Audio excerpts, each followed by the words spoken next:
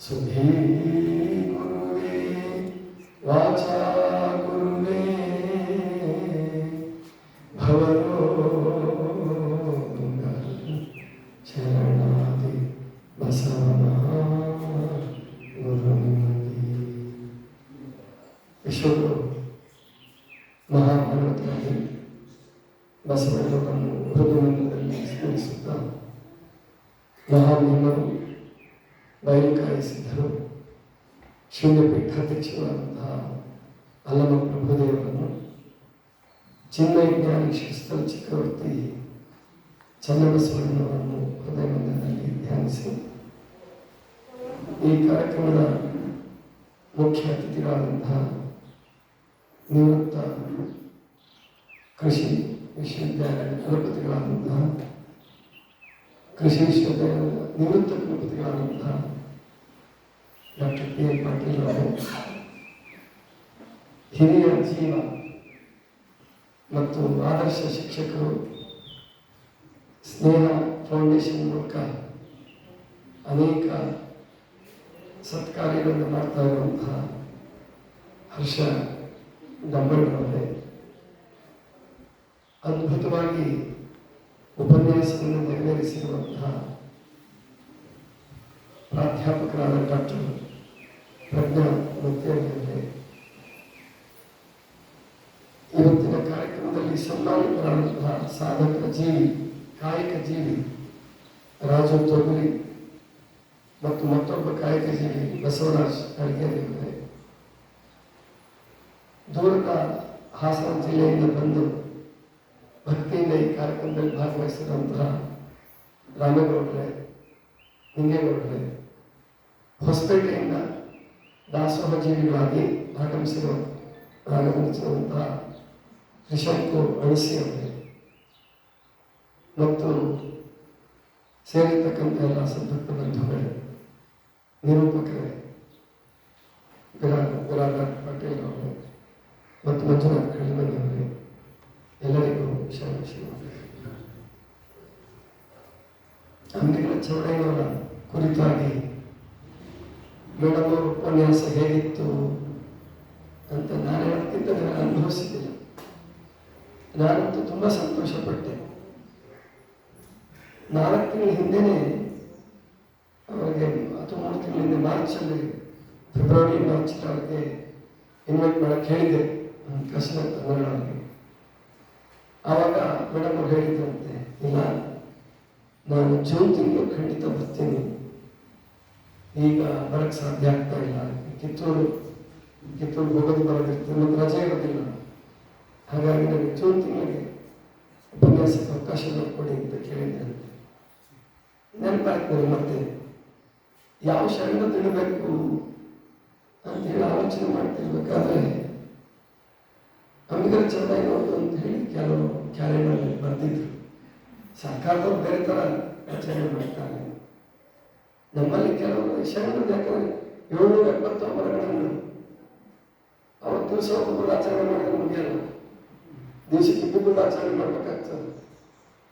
ಅಂಥದ್ರಲ್ಲಿ ಜೂನ್ ತಿಂಗಳಲ್ಲಿ ಹುಣ್ಣಿಮೆಗೆ ಕಾರು ಹುಣ್ಣಿಮೆ ಅಂತ ತಿಳ್ಕೊಂಡು ಮಳೆ ಜಾಸ್ತಿ ಬರುತ್ತಲ್ಲ, ಅದಕ್ಕೆ ಹೊಡೆ ದಾಟಿಸ್ಬೇಕಲ್ಲ, ಅದಕ್ಕೆ ಪ್ರಾಯಶಃ ಅಂಬಿಗರ ಚೌಡಯ್ಯನವರು ದೊಡ್ಡ ಕ್ಯಾಲೆಂಡರ್ ಹಾಕಿದ್ರು, ಅದಕ್ಕೆ ಅವ್ರದ್ದೇ ಇಟ್ಟೆ.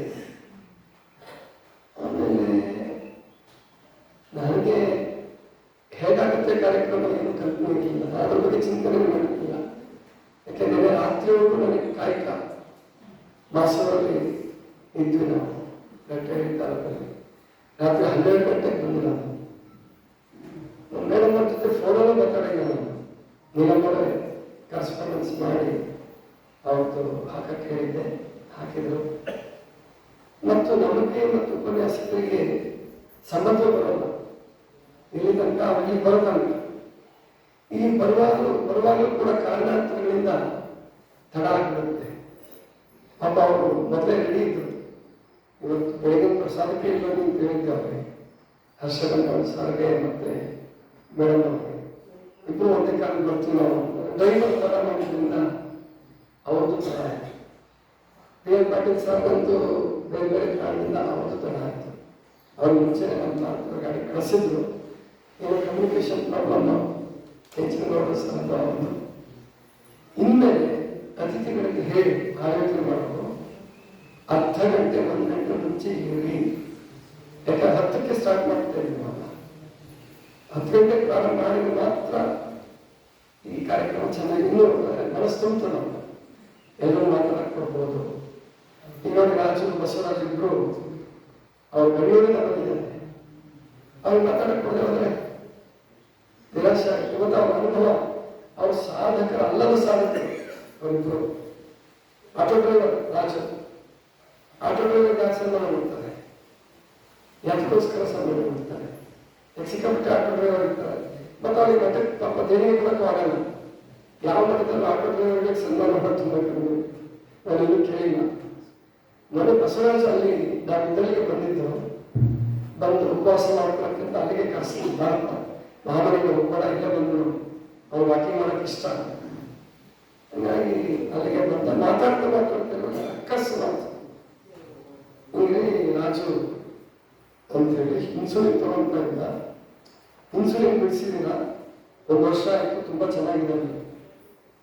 ತಕ್ಷಣ ಫೋನ್ ಮಾಡ್ಕೊಂಡು ಅವನಿಗೆ ಅಂತಾನೆ. ಯಾಕೆ ಎಷ್ಟೋ ಜನ ಕೆಲವರು ಈ ದೊಡ್ಡ ದೊಡ್ಡವರೇ ಸುಳ್ಳು ಹೇಳ್ತಿರ್ತಾರೆ. ಈ ನಮ್ಮ ವೈದ್ಯಕೀಯ ಕ್ಷೇತ್ರದಲ್ಲಿ ವಿಜ್ಞಾನ ವೈಜ್ಞಾನಿಕವಾಗಿ ಮಾಡುವಂಥದ್ದು, ನ್ಯಾಚುರೋಪತಿ ಆದರೂ ಕೂಡ ವೈಜ್ಞಾನಿಕವಾಗಿ ಮಾಡ್ಕೊಡು. ಅದಕ್ಕೆ ಫೋನ್ ಮಾಡ್ಕೊಳ್ಳುವಂಥದ್ದು. ಏನು ಮಾಡ್ತಾರೆ ಉದ್ಯೋಗದಲ್ಲಿ ಆಟೋ ಡ್ರೈವರ್ ಅಂತ ಬೆಂಗಳೂರಲ್ಲಿ ನಾನು ಮರ್ತ್ಬಿಟ್ಟಿದ್ದೆ. ಎಷ್ಟು ಜನ ಬರ್ತಿರ್ತಾರೆ ಉಪವಾಸಕ್ಕೆ ಮಾಡ್ಕೊಂಡು ಹೋಗ್ತಿರ್ತಾರೆ. ಒಂದು ದಿವಸ ಫೋನಲ್ಲಿ ಮಾತಾಡಿಲ್ಲ, ನನ್ನ ಸಲಹೆ ಕೇಳಿಲ್ಲ, ಬೇರೆ ಜೊತೆ ಮಾತಾಡ್ಕೊಂಡು ಅವನು ನನ್ನ ಜೀವನ ಚೆನ್ನಾಗಿ ರೂಪಿಸ್ಕೊಂಡಿದ್ದಾನೆ. ಫೋನ್ ಮಾಡ್ಕೊಡು ಅಂತ ಹೇಳಿದೆ. ಫೋನಲ್ಲಿ ಕೇಳಲೇ ಇಲ್ಲ. ಓನೋ ಕೇಳಿದೆ, ನಿಮ್ಗೆ ಯಾವಾಗ ಸುತ್ತ ಬಂದಿದ್ದಪ್ಪ? ಎಷ್ಟು ವಯಸ್ಸು? 22 ವರ್ಷ.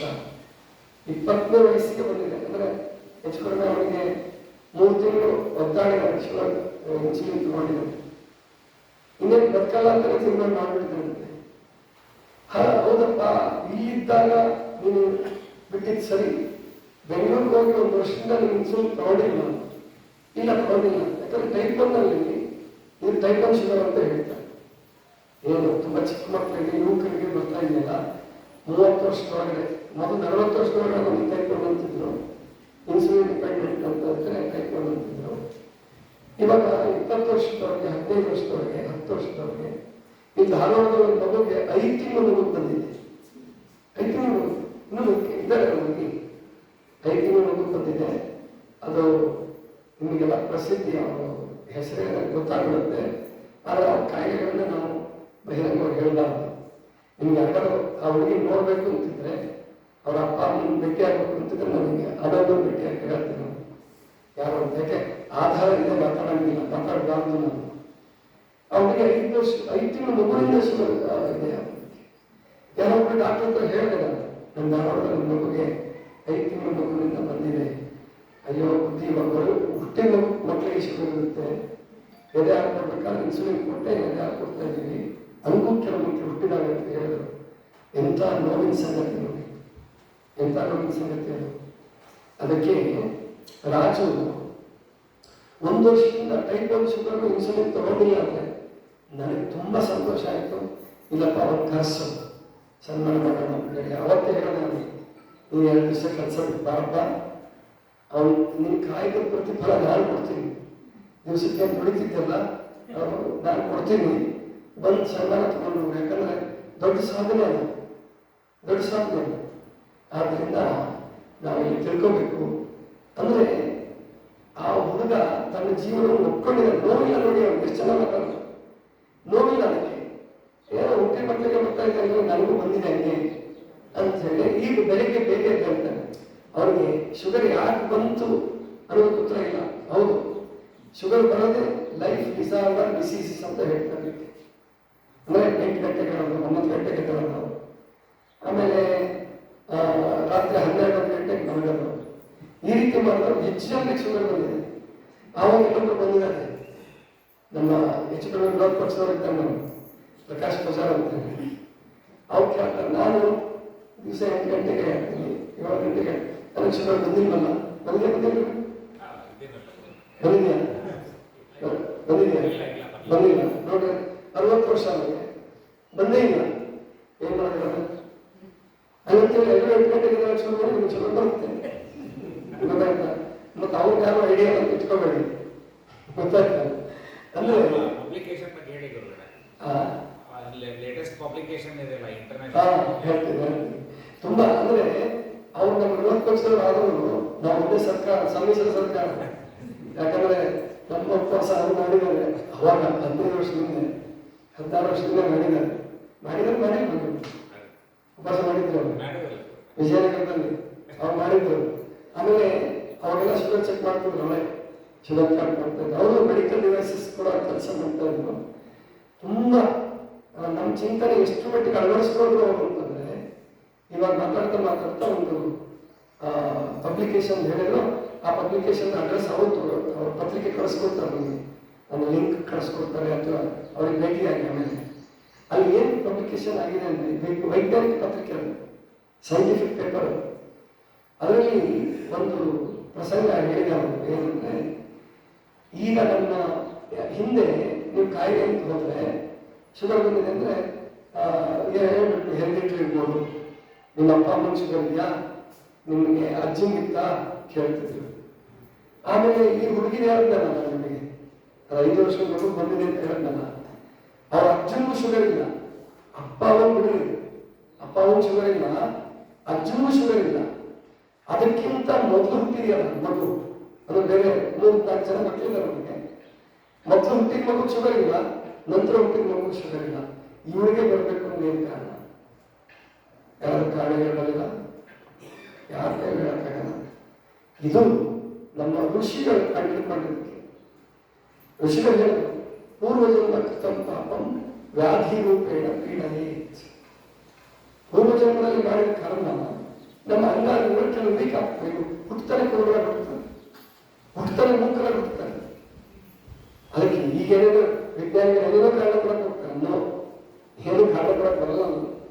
ನಾವು ಪಡ್ಕೊಂಡು ಬಂದಿದ್ದು ನಾವ್ಯಾರು ತಪ್ಸಕ್ಕಾಗಲ್ಲ. ಅದರ್ಥ ನಾವು ಕರ್ಮ ಸಿದ್ಧಾಂತಕ್ಕೆ ಒಪ್ಕೊಂಡು ಇನ್ನೆಲ್ಲ ಉದ್ಯೋಗ ಮಾಡ್ಕೊಂಡು ನಾವೇನು ಮಾಡೋಂಗಿಲ್ಲ.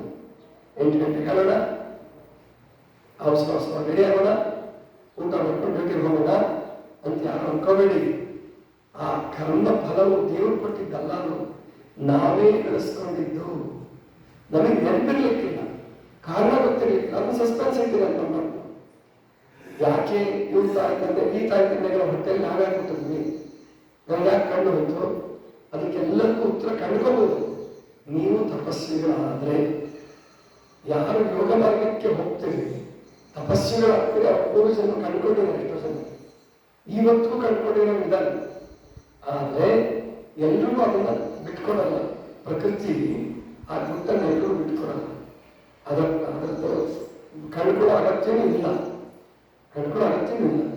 ಅಗತ್ಯ ಇದ್ದವು ಕಂಡುಕೊಳ್ತೀವಿ ನಾವು, ಗೊತ್ತಾಯ್ತಲ್ಲ. ಅದನ್ನು ನಾವು ಸೀಕ್ರೆಟ್ ಆಗಿ ಇರ್ತೀವಿ, ಅದನ್ನ ಹೇಳ್ಬೇಕಲ್ಲಿ ಹೇಳೋದಕ್ಕೆ ಬರಂಗಿಲ್ಲ. ಒಂದು ತಮಾಷೆ ಸ್ವಾಮಿ ಈ ಪೂರ್ವಜನ್ಮದ ಬಗ್ಗೆ ಬಹಳ ತಲೆ ಕೆಡಿಸ್ಕೊಳಕ್ ಹೋಗಬೇಡಿ, ಇದೆ ಅದಿಲ್ಲ ಅಂತಲ್ಲ, ಅದನ್ನ ನೀವು ಉಡಾಫೆ ತನ್ನಿಂದ ನಿರಾಕರಿಸೋ ಅಗತ್ಯ ಇಲ್ಲ. ಹಾಗಂತ ಹೇಳಿ ಅದ್ರ ಬಗ್ಗೆ ತಲೆ ಕೆಡಿಸ್ಕೊಳ್ಳೋ ಅಗತ್ಯವೂ ಇಲ್ಲ. ಎನಿಬಿಸೆಂಟ್ರು ಪೂರ್ವಜನ್ಮ ನಂಬ್ತಿದ್ರು, ಗೊತ್ತಲ್ಲ. ಹೋಮ್ ಚಳವಳಿ ಸಂಘಟಿಸಿದವರು, ಥಿಯಾಸಫಿಕಲ್ ಸೊಸೈಟಿ ಇದ್ದವರು. ಎನಿಬಿಸೆಂಟ್ರು ಒಂದು ಕಡೆ ಹಿಂಗೆ ಭಾಷಣ ಮಾಡ್ತಾ ಪೂರ್ವಜನ ಬಗ್ಗೆ ಮಾತಾಡಿದ್ರು, ಬಹಳ ಚೆನ್ನಾಗಿ ಮಾತಾಡಿದ್ರು. ಆಮೇಲೆ ಮಂಡಿಸಿದ್ರು, ಎಲ್ಲ ಆಯಿತು. ನಾನು ಹಿಂದಿನ ಜನ್ಮದಲ್ಲಿ ಶೃಂಗೇರಿಯಲ್ಲಿ ಹುಟ್ಟಿದ್ದೆ ಎಂದು ಗೊತ್ತಾಯ್ತಲ್ಲ. ನಾನು ಹಿಂದಿನ ಜನ್ಮದಲ್ಲಿ ಶೃಂಗೇರಿ ಹುಟ್ಟಿದ್ದೆ ಅಂತ ಹೇಳಿದೆ. ಕರ್ನಾಟಕದ ಶೃಂಗೇರಿ ಗೊತ್ತು, ಹೆಮ್ಮೆ ಪಡ್ಬೇಕಲ್ಲ. ಇನ್ಯಾರೊಬ್ಬ ಉಪಾಧ್ಯಾಯ ಇದ್ದ, ಅವ್ನು ಹೇಳ್ದ ನಾನು ನಿನ್ ಗಂಡ ಆಗಿದ್ದೇನೆ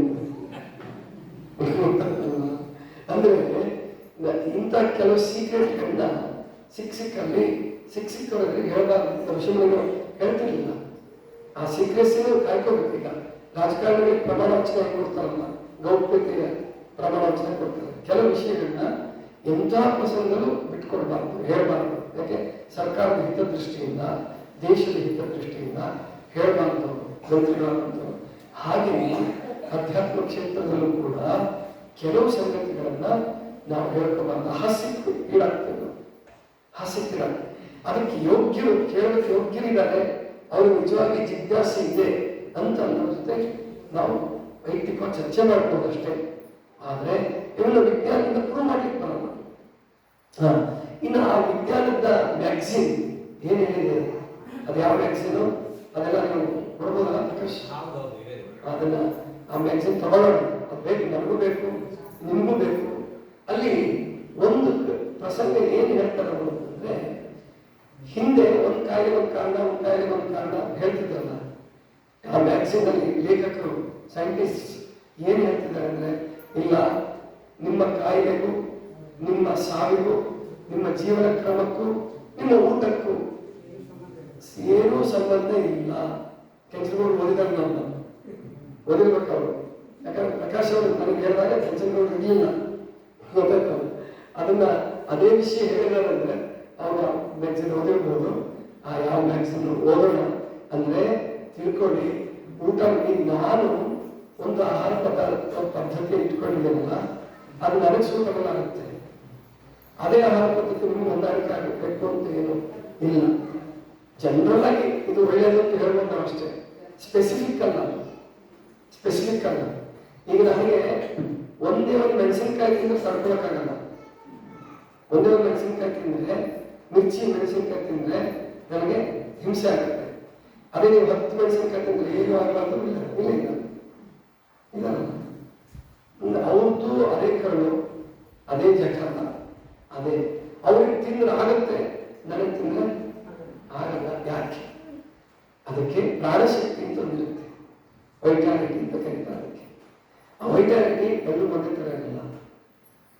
ಈಗ ನನಗೆ ಅದೇ ವಿಚಿತ್ರ ಅನಿಸಿದ್ದು, ಅನ್ನ ಊಟ ಮಾಡಿದ್ರೆ, ರೊಟ್ಟಿ ಇದೆ, ಚಪಾತಿ ಇದೆ, ಅನ್ನ ನಾನು 3-4 ದಿವಸ ಊಟ ಮಾಡ್ಕೊಂಡು ಇಟ್ಕೊಳ್ಳಿ, 2 ಹೊತ್ತು ಅನ್ನ ಊಟ ಮಾಡಿ, ಕೆಂಪಕ್ಕೆ ಎಲ್ಲ ಊಟ ಮಾಡಿ ನನಗೆ ಜ್ವರ ಬಂದ್ಬಿಡುತ್ತೆ. ರೊಟ್ಟಿ ಚಪಾತಿ ತಿಂದು ಹೋದ್ರೆ ಬರೀ ಅನ್ನ ಊಟ ಮಾಡಿದ್ರೆ ಜ್ವರ ಬರ್ತಿದ್ರು. ಒಬ್ಬ ಉಪಾಧ್ಯಾಯ ಸ್ವಾಮಿಗಳು ಅಂತಿದ್ರು, ಚಿಲ್ಕೋಡಿ ಶಮಲಿಂಗ ಬೆಟ್ಟದಲ್ಲಿ. ಅವ್ರು ಹೇಳ್ತಿದ್ರು, ಮದ್ರಾಸಲ್ಲಿ ಅವ್ರು ಲಾ ಓದ್ಬೇಕಾದ್ರೆ ದಿವಸ ಅನ್ನ ಮಾಡ್ತಿದ್ರಂತೆ. ಅವರು ಹೋಲಿಕೆ ದೃಷ್ಟಿಯಲ್ಲಿ ಹೇಳ್ತಿದ್ರು, 20 ಜನರಿಗೆ ಮಾಡ್ತಿದ್ರು ಅನ್ನನ, 2 ಜನ 10 ಜನರದ್ದು 20 ಜನರದ್ದು ಅನ್ನ ನಮ್ಗೆ 2 ಜನರಿಗೆ ಬೇಕಾಗಿತ್ತು, ಇನ್ನು 18 ಜನರಿಗೆ 1 ಪಾಲು, ನಮ್ಮಿಬ್ಬರಿಗೆ 1 ಪಾಲು ಅಂತ ಹೇಳ್ತಿದ್ರು. ಅವರು ಸ್ವಾಮಿಗಳಾಗಿದ್ರು, ಮುಂದೆ ಗೃಹಸ್ಥರಾಗಿ ಆಮೇಲೆ ಸ್ವಾಮಿಗಳಾಗಿ 90 ವರ್ಷ ಬರ್ತಿದ್ರು. ಅವರು ಕೂಡ ಬರೀ ಅನ್ನ ಮಾಡ್ತಿದ್ರು. ತಮಿಳುನಾಡು ಆಂಧ್ರದವ್ರು ಏನು ಅಂತಾರೆ, ಬರೀ ಅನ್ನನೇ ಅಂತಾರೆ. ಮತ್ತೆ ಖಾದರ್ಗೆ ಏನಾಗುತ್ತೆ ಇವಾಗ, ಖಾದರ್ ಅಕ್ಕಿ ಉಳ್ಬೇಡಿ ಅಂತ, ಅದಕ್ಕೆ ಕಾಯಿಲೆ ಜಾಸ್ತಿ ಇಲ್ಲ ಅಂತ ಹೇಳಲ್ಲ ಅಲ್ಲಿ. ಹಾಗಂತ ಸಿರಿಧಾನ್ಯ ಉಳ್ಳೋರಿಗೆ ಏನು ಕಾಯಿಲೆನೇ ಇಲ್ಲ ಅಂತ ಹೇಳಕ್ಕಾಗಲ್ಲ. ಅದರಂತ ಸಿರಿಧಾನ್ಯ ಕೆಟ್ಟದ್ದು ಅಂತಲ್ಲ, ಸಿರಿಧಾನ್ಯ ಒಳ್ಳೆಯದು. ಯಾರಿಗೆ ಅವರಂತ 3 ಹೊತ್ತು ಊಟ ಮಾಡಿದ್ರೆ, 2 ಹೊತ್ತು ಊಟ ಮಾಡಿದ್ರೆ, ದಿವಸ ಸಿರಿಧಾನ್ಯ ಊಟ ಉಷ್ಟ ಆಗುತ್ತೆ, ಕಾವಾಗುತ್ತೆ. ಹೊಂದಿಸ್ಕೋಬೇಕು ಆಹಾರ ಪದ್ಧತಿಯನ್ನ. BMA ಮಾತು ಕೇಳಿಯೋ, ಖಾದರ್ ಮಾತು ಕೇಳಿಯೋ, ಅಥವಾ ನನ್ನ ಮಾತು ಕೇಳಿಯೋ ನೀವು ಹೊಂದಿಸ್ಕೊಳಕ್ಕಾಗಲ್ಲ. ನಿಮ್ಮ ಆರೋಗ್ಯ, ನಿಮ್ಮ ಆನಂದದ ಸ್ಥಿತಿ, ನಿಮ್ಮ ಕೆಲಸದ ರೀತಿ, ಇವೆಲ್ಲವನ್ನು ನೋಡಿ ಹೊಂದಿಸ್ಕೋಬೇಕು. ಜನರಲ್ ಆಗಿ ಇದು ಒಳ್ಳೆಯದು, ಇದು ಒಳ್ಳೆಯದಲ್ಲ ಅಂತ ಕೆಲವು ನಿಯಮಗಳನ್ನು ಕೊಡಬಹುದು. ಆದ್ರಿಂದ ಇವತ್ತು ಅಲೋಪತಿ ಮೆಡಿಸಿನ್, ಅಲೋಪತಿ ಒಪ್ಕೊಂಡಿದೆ. ಈಗ ನಮ್ಮ ಊಟದ ಪದ್ಧತಿಗೂ ರೋಗಕ್ಕೂ ಸಾವಿಗೂ ಸಂಬಂಧ ಇಲ್ಲ. ಇನ್ನು ಕೆಲವೇ ದಿವಸದಲ್ಲಿ, ಈಗಾಗಲೇ WHO ಹೇಳಿದೆ, ಈ ಆಂಟಿಬಯೋಟಿಕ್ಸ್ ಅಂತ ಏನಿದಾವಲ್ಲ, ಆಂಟಿಬಯೋಟಿಕ್ಸ್ ಅವೆಲ್ಲ ರಿಜಿಸ್ಟ್ ಆಗ್ತದೆ. ಅಂದ್ರೆ ನೀವು ತಲೆನೋವು ಮಾತ್ರ ಮುಂದೆ ಮಗಮಾಡೋದು ಅಂತ ಹೇಳ್ತಿದ್ರಲ್ಲ, ಇನ್ಮೇಲೆ ಅದು ನಡೆಯಲ್ಲ. ಈಗಾಗಲೇ ನಿಮಗೂ ಅನುಭವ ಬಂದಿರಬೇಕು, ಜೀವನ ಪರ್ಯಂತ ನಿಮ್ಗೆ ತಲೆನೋವು ಹೋಗಲ್ಲ. ಆ ಮಾತಿನಿಂದ ಎಷ್ಟು ಸಮಾಧಾನ ಆಗಿರುತ್ತೆ, ಮತ್ತೆ ವಾರಕ್ಕೆ ಬರುತ್ತೆ, 3 ದಿವಸಕ್ಕೆ ಬರುತ್ತೆ, 15 ದಿವಸಕ್ಕೆ ಬರುತ್ತೆ. ಅದಕ್ಕೆ ಆ ಥರ ಇದ್ರೆ ನೀವು ಇನ್ನೊಂದು ಕಾಯಿಲೆ ದೊಡ್ಡ ಪ್ರಮೋಷನ್ ತಗೊಳ್ತೀರಾ. ಅದಕ್ಕೆ ಸಾಧ್ಯವಾದಷ್ಟು ಆಂಟಿಬಯೋಟಿಕ್ಸ್ ಕಡಿಮೆ ಮಾಡಿ ಅಂತ ಹೇಳ್ತಾ ಇದೆ, WHO ಹೇಳ್ತಾ ಇದೆ, ನಾನಲ್ಲ. ಪೆನ್ಸಿಲಿನ್ ಹೆಸರು ಕೇಳಿದಾರಲ್ಲ, ಪೆನ್ಸಿಲಿನ್ ಏನದು ಬಂದಾಗಿದೆ? ಇಲ್ಲ, ನೀನ್ ಹೇಳ್ಬಿಡಲ್ಲ, ನಿಂದಲ್ಲ ವಿಷಯ ಪ್ರಕಾಶ್, ಬಂದಾಗಿಲ್ಲ. ಆದ್ರೆ ಕೊಡಲ್ಲ. ಹಿಂದೆ ನಾವು ಚಿಕ್ಕವರಿದ್ದಾಗ ನಿಮ್ಗೆ ನೆನಪಿರ್ಬೇಕು, ನೀವು ಏನೇ ಕಾಯಿಲೆ ಏನಾಯ್ತು ಹೋಗಿ ಜ್ವರ, ತಲೆನೋವು, ಕೆಮ್ಮು, ನೆಗಡಿ ಎಲ್ಲರಿಗೂ ಪೆನ್ಸಿಲಿನ್ ಕೊಡ್ತಿದ್ರು. ಎಲ್ಲರಿಗೂ ಪೆನ್ಸಿಲಿನ್ ಕೊಡ್ತಿದ್ರು. 29ನೇ ಇಸ್ವಿನಲ್ಲಿ ಅಲೆಕ್ಸಾಂಡರ್ ಫ್ಲೇಮಿಂಗ್ ಆ ಪೆನ್ಸಿಲಿನ್ ಕಂಡಿದ, ಆಂಟಿಬಯೋಟಿಕ್ ಕಂಡಿದ. ಅವ್ರಿಗೆ ನೊಬೆಲ್ ಪ್ರೈಸ್ ಕೊಟ್ಟರು.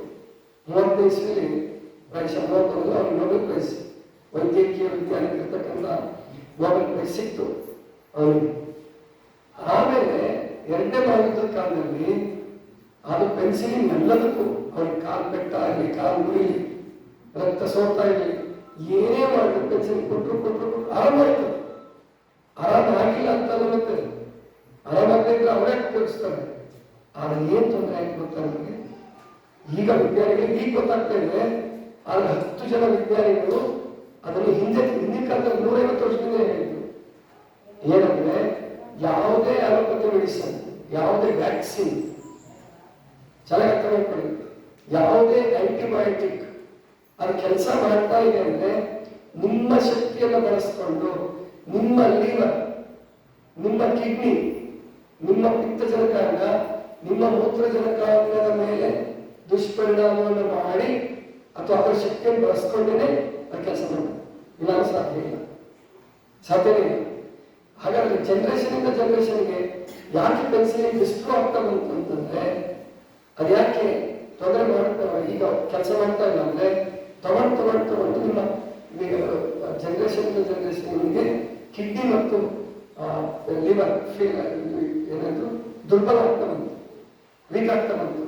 ಈಗ ನಿಮಗೆ ಸಿಂಪಲ್ ಆಗಿ ಹೇಳ್ತೀನಿ, ನಿಮ್ಮ ಅಜ್ಜ ಇದ್ದಷ್ಟು ಗಟ್ಟಿ ನಿಮ್ಮ ಅಪ್ಪ ಇಲ್ಲ, ನಿಮ್ಮ ಅಪ್ಪ ಇದ್ದಷ್ಟು ಗಟ್ಟಿ ನೀವಿಲ್ಲ, ನೀವಿದ್ದಷ್ಟು ಗಟ್ಟಿ ನಿಮ್ಮ ಮಕ್ಕಳಿಲ್ಲ, ನಿಮ್ಮ ಮೊಮ್ಮಕ್ಕಳು ಇದ್ದಷ್ಟು ಗಟ್ಟಿ ನಿಮ್ಮ ಮಕ್ಕಳಿದ್ದಷ್ಟು ನಿಮ್ಮ ಮೊಮ್ಮಕ್ಕಳಿಲ್ಲ. ಅದು ಏನು ಗತಿ ಆಗ್ತಾ ಇದೆ? ಯಾಕೆ ಥರ ಆಗ್ತಾ ಇದೆ? ಶ್ರಮ ಇಲ್ಲ, ಓಡಾಟ ಇಲ್ಲ, ಆಮೇಲೆ ಒಳ್ಳೆ ಗಾಳಿ ಇಲ್ಲ, ಆಕ್ಸಿಜನ್, ಎಲ್ಲದಕ್ಕೂ ಮೂಲ ಆಕ್ಸಿಜನ್. ಹೌದಲ್ಲ? ನಿಮ್ಗೆ ಚಿಕ್ಕವರಿದ್ದಾಗ ಯಾರು ಹೇಳ್ಕೊಟ್ರಿ? ಇಲ್ಲ ಹೇಳ್ಕೊಟ್ರ? ದೇವ್ರ ಕೈ ನೋಡಿ, ದೇವ್ರ ಕೈ ನೋಡಿ, ರಾಮನು ಓಂ ಶಿವಾಯನು ಹೋಗು, ತಗೋ ತಿನ್ನು, ಶಾಲೆಗೆ ಹೋಗು. ಸರಿ, ಶಾಲೆಗೆ ಹೋದ, SSLC ಮಾಡ್ಕೊಂಡ, PUC ಮಾಡ್ಕೊಂಡ, BA ಆಯಿತು, MA ಆಯಿತು, PhD ಆಯಿತು. ಎಲ್ಲ ತಾಯ್ತಂದ್ರೆ ಹೇಳಿದ್ದೇನೆ ನಿಮಗೆ, ಏನೇನು ನೌಕರಿ ಮಾಡು ಅಂದ್ರೆ ಮೊದಲನೇ ಆದ್ಯತೆ ವಿದ್ಯೆ, 2ನೇ ಆದ್ಯತೆ ನೌಕರಿ, 3ನೇ ಆದ್ಯತೆ ಮದುವೆ, ಆಮೇಲೆ 4ನೇ ಆದ್ಯತೆ ಮಕ್ಕಳು ಮಾಡ್ಕೊ.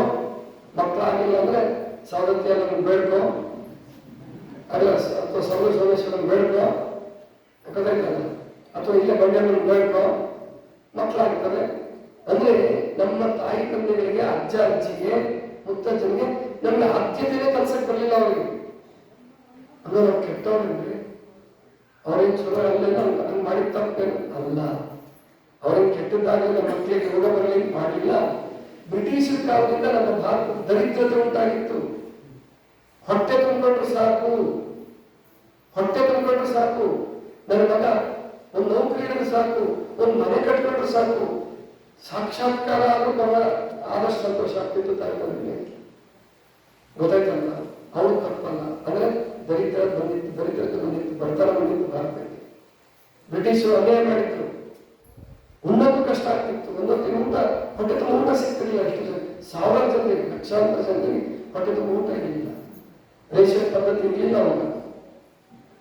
ಆವತ್ತು ನಮ್ಮ ತಾಯಿ ತಂದೆಗಳು, ಅಜ್ಜ ಅಜ್ಜಿ ಇದನ್ನೇ ಆದ್ಯತೆ ಮಾಡ್ಕೊಳ್ಳೋದು. ಆದ್ರೆ ನಾವು ಮಾಡ್ತಿರೋ ತಪ್ಪೇನು ಗೊತ್ತಾ? ಮಠಾಧೀಶರು, ನೀವು ಸೇರ್ಕೊಂಡು ಮತ್ತು ಮಕ್ಕಳಿಗೆ ನಮ್ಮ ಮಕ್ಕಳಿಗೆ ಅದನ್ನು ಕಲಿಸ್ತಾ ಇದೀವಲ್ಲ, ಇದು ತಪ್ಪಾಗ್ತದೆ. ಈಗಿನ ಆದ್ಯತೆ ಅಲ್ಲ ಅದು. ನೀವು ಬರೀ ಓದಿಸಿ ಅವ್ರನ್ನ, ಅವ್ರು ನೌಕರಿ ಮಾಡ್ತಾರೋ ಅಥವಾ ಸ್ವಂತ ಉದ್ಯೋಗ ಮಾಡ್ತಾರೋ. ಈ ಪ್ರಕಾಶ್ ಅವರಿಗೆ ಸರ್ಕಾರಿ ನೌಕರಿ ಇಲ್ಲ, ಸರ್ಕಾರಿ ನೌಕರಿದಾರಲ್ಲ ಅವರು. ಆದ್ರೆ ಬೆಂಗಳೂರು ಜನ ಕಟ್ಕೊಂಡಿದ್ದಾರೆ, ಮಗನ ಜರ್ಮನಿ ಕಳಿಸಿದ್ದಾರೆ, ಜರ್ಮನಿ ಕಳಿಸಿದ್ದಾರೆ. ಪ್ರೈವೇಟ್ ನೌಕರಿ ಮಾಡಿ, ಮೆಡಿಕಲ್ ಡಿವೈಸಸ್ ಮಾಡಿ ವಿದೇಶಕ್ಕೆ ಹೋಗಿ ಬಂದು, ಮತ್ತೆ ಅವರೇನು ಪ್ರಾರಂಭದಿಂದ ಇಂಗ್ಲಿಷ್ ಮೀಡಿಯಂ ಅಲ್ಲ ಅವರು. ಹೌದಲ್ರಿ? ಕೋಡಾದಲ್ಲಿ ಕನ್ನಡ ಮೀಡಿಯಂ ಶಾಲೆಗೆ ಓದಿರ್ಬೇಕು 1 to 10th ವರೆಗೆ. ಆಮೇಲೆ ಓದ್ಕೊಂಡು ಕೋರ್ಸ್ ಮಾಡ್ಕೊಂಡು ಅಂದರೆ ಇಂಥ ಜೀವನ ಕಟ್ಕೊಳ್ಳೋದು ಅವ್ರಿಗೆ ಗೊತ್ತಿದೆ. ಮಕ್ಕಳಿಗೆ ಜೀವನ ಕಟ್ಕೊಳ್ಳೋದು ದೊಡ್ಡದಲ್ಲ, ಮನೆ ಕಟ್ಸೋದು ದೊಡ್ಡದಲ್ಲ, ಮೊಬೈಲ್ ತೊಗೊಳೋದು ದೊಡ್ಡದಲ್ಲ. ಮಗು ಅನ್ನೋದನ್ನ ಇನ್ಮೇಲೆ ಕಲಿಸ್ಕೊಡ್ಬೇಕು ನೀವು. ಅದು ಇಷ್ಟೊತ್ತಿಗೆ ಕಲಿಸ್ಬೇಕಾಗಿತ್ತು ನೀವು. ನೀವು ನನ್ನ ಸ್ವಾಮಿ ಆಗಿಲ್ವಲ್ಲ, ಗೊತ್ತಾಯ್ತಲ್ಲ. ನೀವು ನನ್ನನ್ನು ಸನ್ಯಾಸಿ ಆಗಿ ಕಲಿಸ್ತಿದ್ರೇನೋ, ನೀವು ನನ್ನನ್ನು ಸನ್ಯಾಸಿ ಆಗಿಲ್ಲ. ಅದಕ್ಕೆ ನೀವು ಕಲಿಸಿದ್ರಿ. ಮನೆ ತಗೋ, ಅಮೆರಿಕಕ್ಕೆ ಹೋಗು, ಇಂಗ್ಲೆಂಡ್ಗೆ ಹೋಗು, ಅಮೆರಿಕಕ್ಕೆ ಹೋಗ್ಲಿ, ಇಂಗ್ಲೆಂಡ್ಗೆ ಹೋಗ್ಲಿ, ಆಸ್ಟ್ರೇಲಿಯಾಕ್ಕೆ ಹೋಗ್ಲಿ, ಅರಬ್ ಕಂಟ್ರೀಸ್ಗೆ ಹೋಗಿ ಏನು ಮಾಡೋದು? ಏನು ಅಲ್ಲೂ ಇದೆ ತಾನೆ, ಉಣ್ಣೋದು, ಮಲಗೋದು, ಮಕ್ಕಳು ಹಡಿಯೋದು, ಮತ್ತೆ ಸತ್ತು ಹೋಗೋದು, ಎಲ್ಲರೂ ಇಷ್ಟ ಮಾಡ್ತಿರೋದು. ಇದು ಮೊದಲನೇ ಆದ್ಯತೆ ಆಗಬಾರ್ದು. ಇನ್ನು ಅಮೆರಿಕ ಯಾಕಿನ್ನು ಅಮೆರಿಕಾದಲ್ಲಿ ಅಮೆರಿಕಕ್ಕೆ ಸ್ವಾತಂತ್ರ್ಯ ಬಂದು ಇನ್ನು ನಕ್ಷತ್ರಕ್ಕೆ ಅಮೆರಿಕ ಚೆನ್ನಾಗಿತ್ತು ಹೇಳಬೇಕು ಅಂತ ತಪ್ಕೊಂಡು ಬಂದಿದ್ದೆ. ನಾನು ರೆಡಿಯಾಗಿ ಬಂದಿದ್ದೆ 3 ವರ್ಷ. ಆದರೆ ನಾನು ಈ ವಿಷಯ ಹೇಳಲ್ಲ, ಯಾಕಂದ್ರೆ ಮೇಡಮ್ ತುಂಬ ಚೆನ್ನಾಗಿ ಮಾತನಾಡಿದ್ದಾರೆ. ಮತ್ತೆ ಅಂಬಿಗರ ಚೌಡಯ್ಯನವರ ವಚನ ಕೇಳಿ ನೀವು ಮತ್ತು ರೋಗಿಗಳೇ ಆಗಲಿ, ಗೊತ್ತಾಯ್ತಾ? ರೋಗಿಗಳೇ ಆಗಲಿ ಏನ್ ಪ್ರಯೋಜನ? ಅಂಬಿಗರ ಚೌಡಯ್ಯನವರು ಹೀಗಿದ್ದಿದ್ರೆ ಹಾಸ್ಪಿಟಲ್ಗೆ ಬಾಂಬ್ ಹಾಕ್ಬಿಡ್ತಿದ್ರು, ಅವರು ಬಾಂಬ್ ಹಾಕ್ತಿದ್ರು, ಗೊತ್ತಾಯ್ತಲ್ವ? ಅಷ್ಟು ಕೆಟ್ಟತನ ನಡೀತಾ ಇದೆ ಹಾಸ್ಪಿಟಲ್ಗಳಲ್ಲಿ, ಅಷ್ಟು ದುಡ್ಡಿನ ಆಮೇಲೆ ವ್ಯಾಪಾರಿಗಳು ಭಾವನೆ. ಅದನ್ನೇ ಪ್ರಕಾಶ್ ಅವರು ಹೇಳಿದರು. ಮುಂಬೈನಲ್ಲಿ ಒಂದು ಮೀಟಿಂಗ್ ಹೋಗಿದ್ರು, ಚರ್ಚೆ ಮಾಡ್ತಾ ಇದ್ರಂತೆ. ಇನ್ನ 30 ವರ್ಷದ ಮುಂದೆ ನಿಮ್ಗೆ ಯಾವ ಕಾಯಿಲೆ ಬರುತ್ತೆ ಅನ್ನೋದ ಬಂದ್ಬಿಡಪ್ಪ ಸ್ಪೋರ್ಟ್ ಅರ್ಜೆಂಟ್ ಕಿವಿ ಹೇಳೋ ಏನು ಅವರು ಹೇಳ್ತಾ ಇದ್ರು ಅಂದ್ರೆ ನೋಡಿ ಪಾಪ 94 ವರ್ಷ ಆಗಿದೆ. ಮೊಬೈಲ್ ಇಸ್ಕೊಳ್ಬೇಕಂತ ಕಿತ್ಕೊಳ್ಬೇಕ. ಅದು 94 ವರ್ಷ ನಾನು ವೇದಿಕೆ ಮೇಲೆ ಮೊಬೈಲ್ ಇಟ್ಕೋಬಾರ್ದು ಅಂತ ಗೊತ್ತಿಲ್ಲ. ಅದಕ್ಕೆ 1,40,000 ಪಾದಯಾತ್ರೆ ಮಾಡಿರ್ಬೋದು. ಕಾಮನ್ ಸೆನ್ಸ್ ಕಲಿದ್ರೆ ಪ್ರಯೋಜನ? ಯಾಕೆ ಇದು ಆದ್ಯತೆ ಕಲಿಸೇ ಇಲ್ಲ ನಿಮ್ಮ ತಾಯಿ ತಂದೆ. ಕಾಮನ್ ಸೆನ್ಸ್ ಆದ್ಯತೆ, ಸಿವಿಕ್ ಸೆನ್ಸ್ ಆದ್ಯತೆ ಕಲಿಸಲಿಲ್ಲ. ಅವಾಗ ಅವ್ರ ಮೇಲೆ ಗೊತ್ತಿರಲಿಲ್ಲ. ಇನ್ಮೇಲೆ ನಾವು ಮಕ್ಕಳಿಗೆ ಕಲಿಸದೇ ಇದ್ರೆ ನಾನು ಹೇಳ್ತಿರ್ತೀನಿ ಕೇಳಿ, ಕಲಿಸದೇ ಇದ್ರೆ ಏನಾಗುತ್ತೆ ನೀವು ಅಂದ್ರೆ ನಿಮ್ಮ ಮಕ್ಕಳು ನಿಮ್ಗೆ ಬೈಕೊಂತವೆ, ನಿಮ್ಮ ಮಕ್ಕಳು ಮುಂದೆ ಬೈಕೊಂತವೆ. ಅದೇ ಹೇಳ್ತಿದ್ದೇನೆ ನಿನ್ನೆ ಪ್ರವಚನದಲ್ಲಿ. ನಿಮ್ಮ ಮೊಮ್ಮಕ್ಕಳ ಪುಸ್ತಕ ತಗೊಂತಿರ್ಲಿಲ್ಲ ಹಳ್ಳಿ ಜನ. ಪುಸ್ತಕ ಜಾಸ್ತಿ ಖರೀದಿ ಮಾಡಿ ನಮ್ಮ ಪಕ್ಕ ಮನೆ ತಗೊಂಡಾಗ ನೋಡ್ತೀನಿ ಅಂತ. ಅದಕ್ಕೆ ಹೇಳ್ತಿದ್ದೆ ನೋಡಿ, ಇವತ್ತು ನೀವು ಪುಸ್ತಕ ತಗೊಂಡಿಲ್ಲ, ನಿಮ್ಗೆ ಓದಕ್ಕೆ ಬರಲ್ಲ ಅಂತ ಇಟ್ಕೊಳ್ಳಿ, ಪರವಾಗಿಲ್ಲ, ಪುಸ್ತಕ ತಗೊಂಡೋಗಿ ಅಂತಿದ್ದೇನೆ. ತಗೊಂಡೋಗಿ ಮನೆಯ ಒಂದು ಕಡೆ ಇಡಿ. ನಿಮ್ಮ ಮಗನ ಮೊಮ್ಮಗನ ಓದ್ತಾನೆ, ಓದಿ ಅವನಿಗೆ ಮುಂದೆ ಬದುಕೋದು ಗೊತ್ತಾಗುತ್ತೆ. ಒಂದು ವೇಳೆ ನೀವು ಪುಸ್ತಕ ತಗೊಳ್ಳಿಲ್ಲ ಅಂತ ಇಟ್ಕೊಳ್ಳಿ, ಮುಂದೆ ನಿಮ್ಮ ಮೊಮ್ಮಗ ಕೇಳ್ತಾನೆ ಅಥವಾ ಮೊಮ್ಮಗಳು ಕೇಳ್ತಾರೆ, ಅಜ್ಜ ಅವ್ರು ಯಾರೊಬ್ರು ಕಣ್ಣಿಲ್ಲ ಸ್ವಾಮಿಗಳು ನನ್ನ ಪ್ರವಚನ ಬಂದಿದ್ರಂತಲ್ಲ, ನೀವು ಹೋಗಿದ್ದ? ಹೌದು ಮಗಳೇ ಹೋಗಿದ್ದೆ ನಮ್ಮ ಮಗಳೇ. ಅವನು ಉಪವಾಸ ಏಕದಾಸ್ಯ ಪುಸ್ತಕ ಬಂದಿದ್ದಾರಂತಲ್ಲ, ತಗೊಂಡ್ಬಂದಿದ್ದ? ಇಲ್ಲ ತರಲಿಲ್ಲ, ನಾನು ಓದಕ್ಕೆ ಗೊತ್ತಿರ್ಲಿಲ್ಲ, ತರಲಿಲ್ಲ ಅಂತ ನೀವು ಹೇಳಿದ್ರೆ ನಿಮ್ಮ ಮನೆ ಹಾಳಾಗ. ಆ ಪುಸ್ತಕ ತಂದು ಇಟ್ಟಿದ್ರೆ ನಾನು ಓದ್ಕೊಂಡಿದ್ದು ನನಗೆ ಶುಗರ್ ಬರ್ತಿರ್ಲಿಲ್ಲ. ಇವತ್ತು ಶುಗರ್ ಬರಲಾಗ ಬರ್ತಿದ್ದಲ್ಲ ಅಂತ ನಿಮ್ಮ ಮಕ್ಕಳು ನಿಮ್ಗೆ ಬೈಬಾರದು ಅಂತಿದ್ರೆ ನೀವು ಪುಸ್ತಕ ತಗೊಳ್ಳಿ ಅಂತ ಹೇಳ್ತೀನಿ. ಪ್ರಕಾಶ್ ಅದೇ ಎಚ್ಚರಿಕೆ ಕೊಟ್ಟಿದ್ದೆ. 9 ಗಂಟೆ ಆದ್ರೂ ಇದ್ದಿರಲಿಲ್ಲ ಅವ್ನ ಮಗ, ಈಗ ಜರ್ಮನಿಯಿಂದ ಅವ್ನು ಹೇಳಿದ್ದೆ, ಹಿಂಗಾದ್ರೆ ನಿಮ್ಮ ಮನೆಗೆ ಶುಗರ್ ಬರೆಸ್ತೀವಿ ಪ್ರಕಾಶ್, ಹಿಂಗೆ ಮಾಡಬಾರ್ದು ಅಂತ ಹೇಳಿದ್ದೆ. ನಾನು ಅವ್ರ ಮನೆಗೆ 1 ವಾರ ಇದ್ದೆ, ನಾನು ಪೂಜೆಗೆ ಅಲ್ಲಿ ರೆಕಾರ್ಡಿಂಗ್ ಮಾಡ್ತಾ ಇದ್ವಿ. ಅಂದ್ರೆ ಮಕ್ಕಳಿಗೆ ನಾನು ಇವತ್ತು ಬಂಗಾರ ತಗೊಳಕ್ ಕಲಿಸ್ಬೇಡಿ. ಬಂಗಾರ ಇದ್ರೂ ಬದುಕ್ಬೋದು, ಬೆಳ್ಳಿ ಇದ್ರೂ ಬದುಕ್ಬೋದು, ರೇಷ್ಮೆ ಬಟ್ಟೆಯಿಂದ ಬದುಕ್ಬೋದು, ಯಾವ ಬಟ್ಟೆ ಇದ್ರೂ ಬದುಕ್ಬೋದು. ಆದ್ರೆ ಆಕ್ಸಿಜನ್ ಇಂದ ಬದುಕಕ್ಕಾಗತ್ತ? ಈ ರಾಮ ಮಂದಿರ ಕಟ್ಟಿದ್ರಲ್ರಿ, ಹೋರಾಟ ಮಾಡಿದ್ರಿ 400 ವರ್ಷ, 500 ವರ್ಷ ಹೋರಾಟ ಮಾಡಿ. ಅವನ ಮೂರ್ಖ ಬಾಬು ಮನಸ್ಸಿ ಕಟ್ಟ ಕೆಡದ, ರಾಮ ಮಂದಿರ ಕೆಡದ ಕಟ್ಟ. ನೀವು ಅವರಿಗೆ ವಿರುದ್ಧ ಹೋರಾಟ ಮಾಡಿದ್ರು. 5,000 ಜನ, ಲಕ್ಷಾಂತರ ಜನ ಪ್ರಾಣತ್ಯಾಗ ಮಾಡಿದ್ರು, ರಾಮ ಮಂದಿರ ಕಟ್ಟಿದ್ರು, 1000 ಕೋಟಿ ಕೂಡಿಸಿದ್ರಿ, ರಾಮ ಮಂದಿರ ಕಟ್ಟಿದ್ರಿ. ಆ ರಾಮ ಮಂದಿರದಿಂದ ಆಕ್ಸಿಜನ್ ಏನಾದ್ರು ಬರುತ್ತೆ ಅಂದ್ರೆ ಆಕ್ಸಿಜನ್ ಕೊಡ್ತಾ ರಾಮ ಮಂದಿರ ಕೊಡುತ್ತಾ? ಬರೀ ರಾಮ ಮಂದಿರ ಅಷ್ಟೇ ಅಲ್ಲ, ಚರ್ಚೆ ಇರಲಿ, ಮಸೀದಿನೇ ಇರಲಿ, ಅಥವಾ ಯಾವ್ದಾರ ಈ ಬುದ್ಧಿಜೀವಿಗಳ ಸಮಸ್ಯೆ ಏನಾಗಿದೆ ಅಂದ್ರೆ ಅವ್ರು ರಾಮ ಮಂದಿರಕ್ಕೆ ಮಾತ್ರ ಬೈತಾರೆ, ಚರ್ಚ್ ಮತ್ತು ಮಸೀದಿಗೆ ಬಗ್ಗೆ ಹೇಳೋಣ. ಯಾಕೆ ಹೇಳಿದ್ರೆ ಅವ್ರು ತಲೆ ತೆಗೆದಾಕ್ತಾರೋ. ಅವ್ರ ಮಸೀದಿ ಬಗ್ಗೆ ಚರ್ಚ್ ಬಗ್ಗೆ ಬುದ್ಧಿಜೀವಿಗಳು ಮಾತಾಡಿದ್ರೆ ಅವ್ರ ತಲೆ ಕತ್ತರಿಸಾಕ್ಬಿಡ್ತಾರೋ. ಅದಕ್ಕೆ ರಾಮ ಮಂದಿರಕ್ಕೆ ಯಾಕೆ ಬೈತಾರೆ ಅಂದ್ರೆ ಮಸೀದಿಗೆ ಚರ್ಚ್ಗೆ ಬೈಯೋ ತಾಕತ್ತಿಲ್ಲ ಅಂದ್ಮೇಲೆ ರಾಮ ಮಂದಿರ ಬೈಯೋ ಯೋಗ್ಯತೆನೂ ಇಲ್ಲ, ಬೈಯಂಗಿಲ್ಲ. ಯಾವುದೇ ಇರಲಿ ಕಟ್ಟಡ ನಿಮಗೆ ಆಕ್ಸಿಜನ್ ಕೊಡಲ್ಲ, ಆಮ್ಲಜನಕ ಕೊಡಲ್ಲ. ಆಮ್ಲಜನಕ ಕೊಡೋದು ಯಾವುದು? ಮನುಷ್ಯರಲ್ಲ, ಮತ್ತೆ ಮರಗಿಡಗಳು. ನೀವು ಕೊಡೋದು ಆ ಕಾರ್ಬನ್ ಡೈಆಕ್ಸೈಡ್ ಬಿಡ್ಬೇಕು. ನಾವು ಯಾರೇ ಇರಲಿ ಅವು ಹೋಗ್ಲಿ ಬಿಡಿ, ನಮ್ಮ ವಿಷಯ ಬಿಡಿ. ಮರಗಿಡ ರಾಮ ಮಂದಿರದ್ದು ಮಸೀದಿ ಚರ್ಚಿದ್ ಬಿಡಲ್ಲ, ನಮ್ಮೋಗಿ ಬರೋಂಗಿಲ್ಲ. ಗೊತ್ತಾಯ್ತಾ? ನಮ್ಮಲ್ಲಿ ಮಹಾನ್ ಯೋಗಿಗಳು, ತ್ಯಾಗಿಗಳು, ಬುದ್ಧಿವಂತರು, ವೈರಾಗ್ಯ ಜೀವಿಗಳು ಎಲ್ಲರೂ ಇದ್ದಾರಲ್ರಿ. ಬೇಕಾದಷ್ಟು ಇರಲ್ಲ. ಅವತಾರ ಪುರುಷರು ಅವ್ರು ಯಾರು ಆಕ್ಸಿಜನ್ ಸೃಷ್ಟಿ ಮಾಡ್ಕೊಟ್ಟಾರ ನಮಗೆ? ಮಾಡ್ಕೊಟ್ಟಿದ್ದಾರೆ. ಪೂಜೆ ಮಾಡ್ತಿರಲ್ಲ ನೀವು, ನನ್ನ ಪೂಜೆ ಮಾಡ್ತಿರಲ್ಲ, ನಾನು ಆಕ್ಸಿಜನ್ ಕೊಡಕ್ಕಾಗಲ್ಲ. ರಾಮನು ಕೊಟ್ಟಿಲ್ಲ, ಕೃಷ್ಣನು ಕೊಟ್ಟಿಲ್ಲ, ಬುದ್ಧನು ಕೊಟ್ಟಿಲ್ಲ, ಬಸವಣ್ಣು ಕೊಟ್ಟಿಲ್ಲ. ಆಕ್ಸಿಜನ್ ಕೊಡೋರು ಯಾರು? ಮರಗಿಡಗಳು. ಇದು ನಾನು 30 ವರ್ಷದಿಂದ ಯಾರು ನನಗೆ ಹೇಳಕ್ಕಾಗತ್ತಿರ್ಲಿಲ್ಲ. ನಾವು ಇವಾಗ ನಾನು ಹೇಳಬೇಕಾಗಿದೆ. ಯಾಕೆ ಗೊತ್ತಾಗಿದೆ ನಿಮಗೆಲ್ಲ. ಆಕ್ಸಿಜನ್ ಇದ್ದಿದ್ರೆ ನಾವ್ಯಾರು ಬದುಕಲ್ಲ. ರಾಮ ಮಂದಿರಕ್ಕೆ ಬದುಕ್ಬೋದು, ನಾವು ಯಾವ ಗುಡಿಗಳಿಗೆ ಬದುಕ್ಬೋದು, ಮಸೀದಿಯಿಂದ ಬದುಕ್ಬೋದು. ಇನ್ನೂ ಚೆನ್ನಾಗಿ ಬದುಕುತ್ತೆ. ಮಸೀದಿಯಿಂದ ಜಗತ್ತು ತುಂಬಾ ಚೆನ್ನಾಗಿ ಶಾಂತಿಯಿಂದ ಬದುಕುತ್ತೆ. ಚರ್ಚೆಯಿಂದ ಬದುಕ್ಬೋದು, ಏನಿದೆ ಅಂತ ಬದುಕ್ಬೋದು, ದೇವ್ರ ಮೂರ್ತಿಗಳಿಂದ ಬದುಕ್ಬೋದು. ಮರಗಿಡ ಇಲ್ಲ ಬದುಕಕ್ಕೆ. ಮರಗಿಡ. ಅದಕ್ಕೆ ಯಾರು ಮರ ಕಡಿದು ಮಂದಿರ ಕಟ್ಟಕ್ಕೆ ಹೋಗ್ಬೇಡಿ, ಮಸೀದಿ ಕಟ್ಟಕ್ಕೆ ಹೋಗ್ಬೇಡಿ, ಮರಗಿಡ ಬೆಳೆಸಿ. ಗೊತ್ತಾಯ್ತಾ? ಮಕ್ಕಳಿಗೆ ಹೇಳ್ಕೊಡಿ. ಇನ್ಮೇಲೆ ನೀವು ಮನೆ ಕಟ್ಟುವಾಗ ಸೈಟ್ ತುಂಬ ಮನೆ ಕಟ್ಟಿ, ಮತ್ತು ಬ್ಯಾಲನ್ನು ಕಟ್ಟಿ, ಅದ್ರ ಬ್ಯಾಲನ್ನು ಕಟ್ಟಿ, ಬಾಡಿಗೆ ಕೊಟ್ಟು, ಬಾಡಿಗೆ ತಗೊಂಡು ಮಕ್ಕಳಿಗೆ ಕೊಡಕ್ಕೆ ಹೋಗ್ಬೇಡಿ. ನೀವು ದುಡ್ಡು ತಿಂತಾವ. ಬೇಕಾಗಿರೋದು ಮರಗಿಡಗಳು, ತೆಂಗು, ನಿಂಬೆ ಹಣ್ಣು, ಕಿತ್ಲೆ ಹಣ್ಣು ಬೇಕು ಬರ್ತಕ್ಕೆ, ಬಾಳೆಹಣ್ಣು ಬೇಕು ಬರ್ತಕ್ಕೆ. ಬಂಗಾರ ಅಲ್ಲ, ಬೆಳ್ಳಿ ಅಲ್ಲ. ಇದನ್ನ ಸಾವಿರಾರು ವರ್ಷದಿಂದ ಒಬ್ಬ ಋಷಿ ಹೇಳ್ತಾರೆ. ಸಾವಿರಾರು ವರ್ಷದಿಂದ ಏನು? ಪೃಥ್ವಿಯಾಂ ತ್ರೇಣಿ ರತ್ನಾನಿ, ಪೃಥ್ವಿಯಾಂ ತ್ರೇಣಿ ರತ್ನಾನಿ.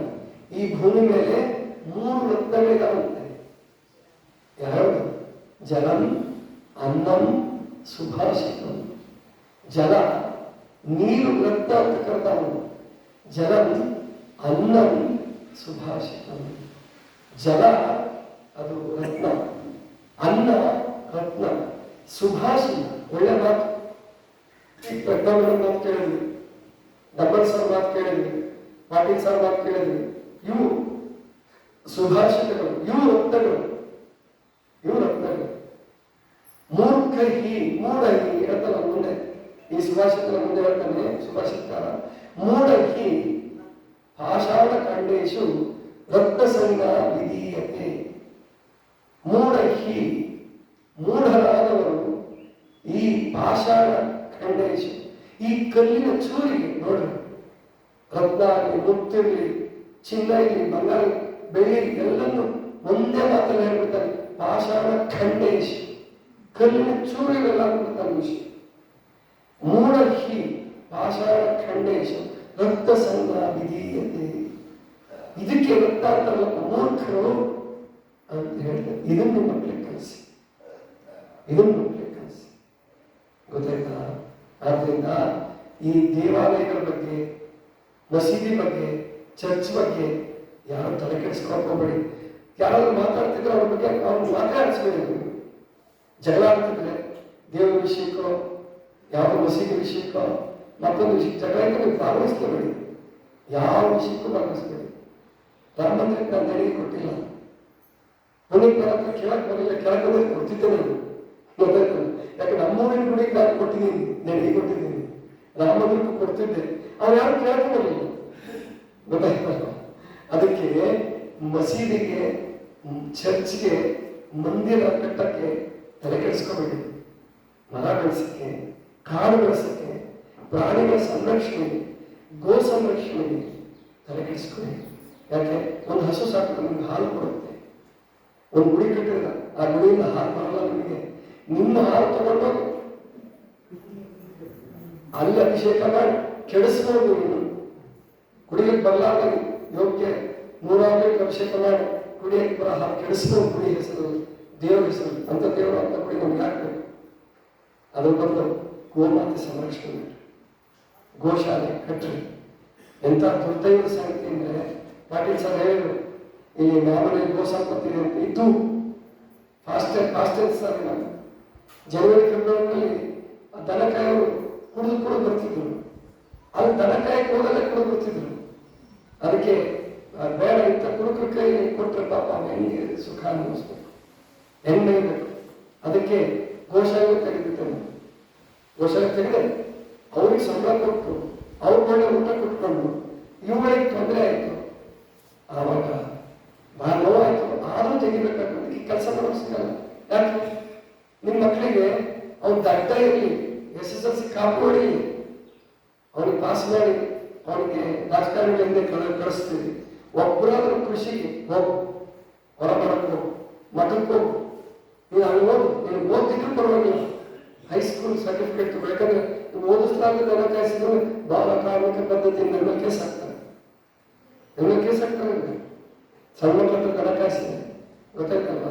ಕೆಲವು ಮಕ್ಕಳಿಗೆ ಹೊಲಕ್ಕೆ ಹೋಗಕ್ಕೆ ಇಷ್ಟ, ಕೃಷಿ ಮಾಡೋಕ್ಕೆ ಇಷ್ಟ. ನೀವು ಬೈತೀರ ದನಕಾಯನ ಅಂತ ಬೈತೀರಿ. ಅವ್ರಿಗೆ ಗೊತ್ತಾಗುತ್ತೆ. ಹಾಗಾದ್ರೆ ಇನ್ಮೇಲೆ ನಾವು ಶಾಸಕರು ಮನೆ ಕಾಯನ, ಮಂತ್ರಿಗಳ ಮನೆ ಬಾಗಲಕಾಯನ, ಆ ದನಕಾಯನ ಮಾತ್ರ ಬೇಡ. ಸಣ್ಣದಲ್ಲಿ ತೀರ್ಮಾನ ಮಾಡಿರ್ತಾನೆ, ಸಣ್ಣದಲ್ಲಿ ತೀರ್ಮಾನ ಮಾಡಿರ್ತಾನೆ. ಕೊಲೆಗಡಕ ಇರಲಿ, ಅವ್ರ ಭ್ರಷ್ಟಾಚಾರ ಇರಲಿ, ಯಾರಾದ್ರೂ ಇರಲಿ, ಮಂತ್ರಿಗಳಾದ್ರೆ ನೀವು ಬೆಲೆ ಕೊಡ್ತೀರಿ, ಕಾಸು ಸನ್ಮಾನ ಮಾಡ್ತೀವಿ, ನಾವೇ ಮಾಡ್ತೀವಲ್ಲ, ಸನ್ಮಾನ ಮಾಡ್ತೀವಿ.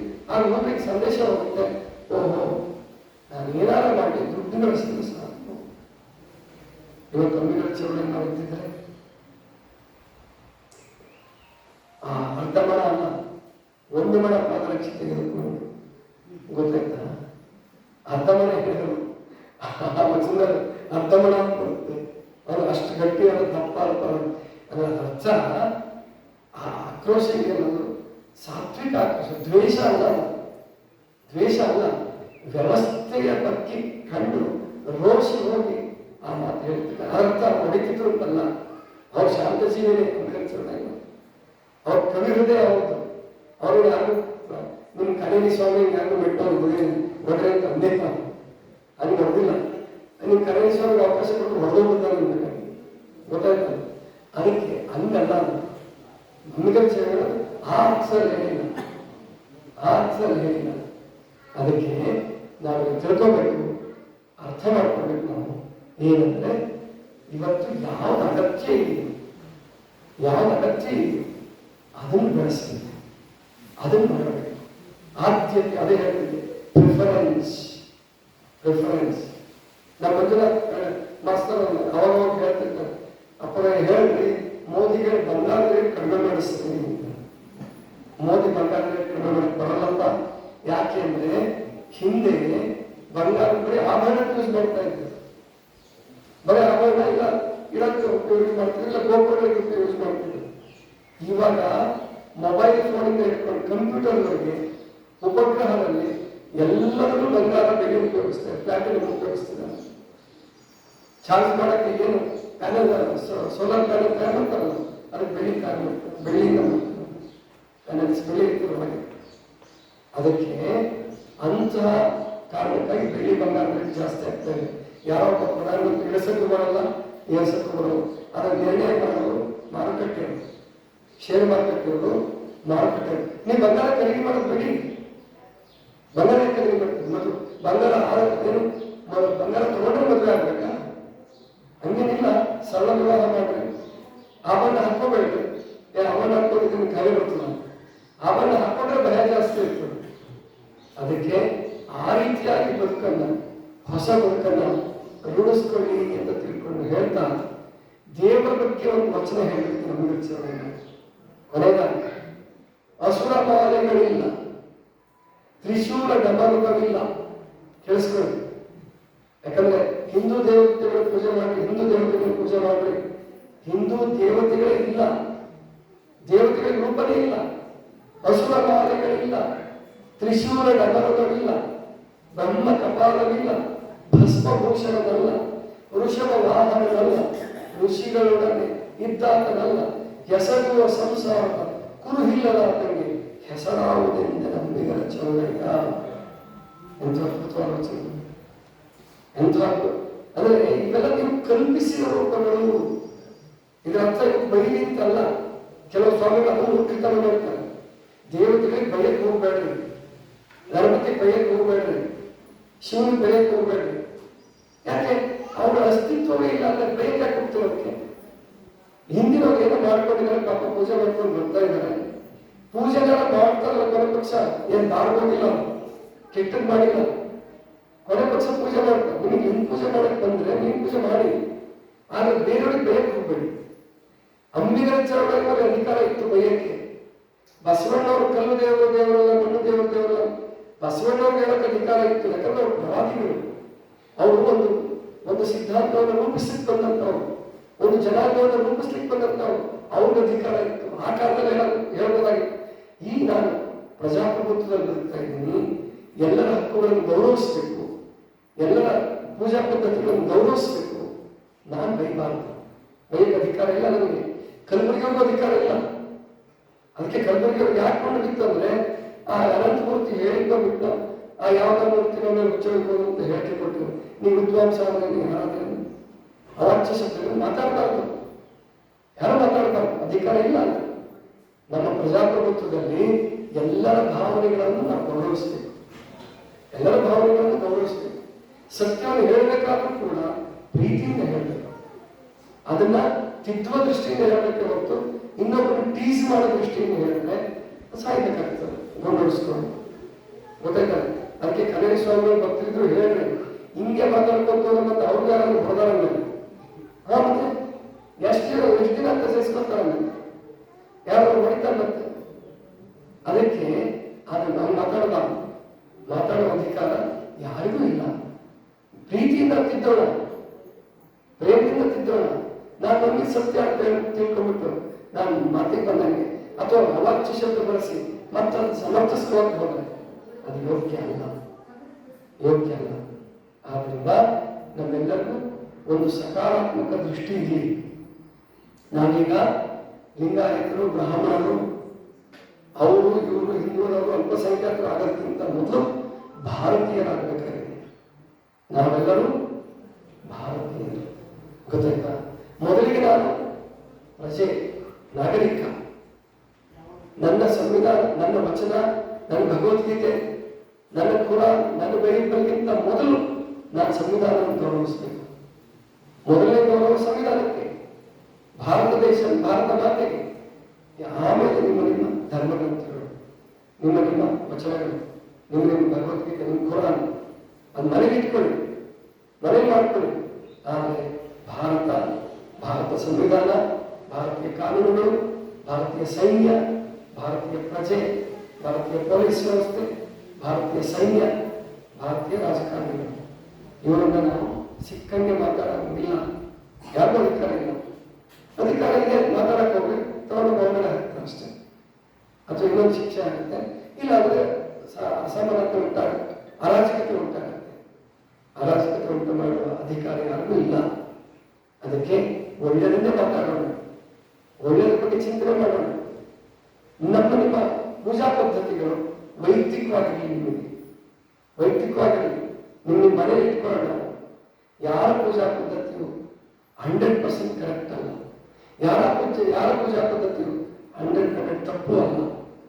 ಅವ್ನು ಯಾವುದೇ ಪೂಜೆ ಮಾಡ್ತಿದ್ದಾನೆ ಅದೇ ಒಂದು ದೊಡ್ಡದಷ್ಟೇ, ಧ್ಯಾನ ಮಾಡ್ತಿದ್ದಾನೆ ಅದೇ ಒಂದು ದೊಡ್ಡದು, ಅವ್ರು ಪ್ರಾಣಾಯಾಮ ಮಾಡ್ತಿದ್ದಾನೆ ಅದೇ ಒಂದು ದೊಡ್ಡದು. ಆದ್ರಿಂದ ಅದನ್ನೆಲ್ಲೂ ಮಾಡ್ಕೊಳ್ಳಿ ಅಂತ ತಿಳ್ಕೊಂಡು ಹೇಳ್ತಾ, ಇನ್ನು ಆ ಅಸುರ ಮಾಲೆಗಳಿಲ್ಲ, ವಚನ ಮುಗಿಸ್ಬಿಡ್ತೀನಿ. ಅಸುರ ಮಾಲೆಗಳಿಲ್ಲ, ವೃಂದಮಾಲೆ ಅಂತ ಹೇಳ್ತಾರಲ್ಲ, ಶಿವನಿಗೆ ಇಲ್ಲೆಲ್ಲ ಶಿವಂದೇ. ಅವರು 3-4 ತ್ರಿಶೂಲ ಡಮರುಗಳಿಲ್ಲ. ನಿಜವಾದ ನಿರಾಕಾರ ಪರಮಾತ್ಮನಿಗೆ, ಸಚ್ಚಿದಾನಂದ ಪರಿಪೂರ್ಣಂತಹ ಹರಶಿವನಿಗೆ ಅಸುರ ಮಾಲೆಗಳು ಇಲ್ಲ, ತ್ರಿಶೂಲ ಡಮರಕವೂ ಇಲ್ಲ, ಬ್ರಹ್ಮ ಕಪಾಲವಿಲ್ಲ, ಭಸ್ಮಭೂಷಣನಲ್ಲ, ವೃಷಭವಾಹನನಲ್ಲ. ಇನ್ನೂ ಅದನ್ನೇ ಹೇಳ್ಕೊಂಡು ಹೊರಟವ್ರೆ, ಹೇಳ್ಕೊಳ್ಳಿ ಅವ್ರ ಕರ್ಮ. ಆದ್ರೆ ಎಲ್ಲಿಗೆ ಅಲ್ಲಪ್ಪ, ಇವತ್ತು ಎಲ್ಲರೂ ರಾಕೆಟ್ ಯುಗದಲ್ಲಿ ಇನ್ನೂ ನಮ್ಮ ನಂದಿ ಅವತಾರ, ನಂದಿ ಅವತ್ತು ಅದು ಇಲ್ಲ.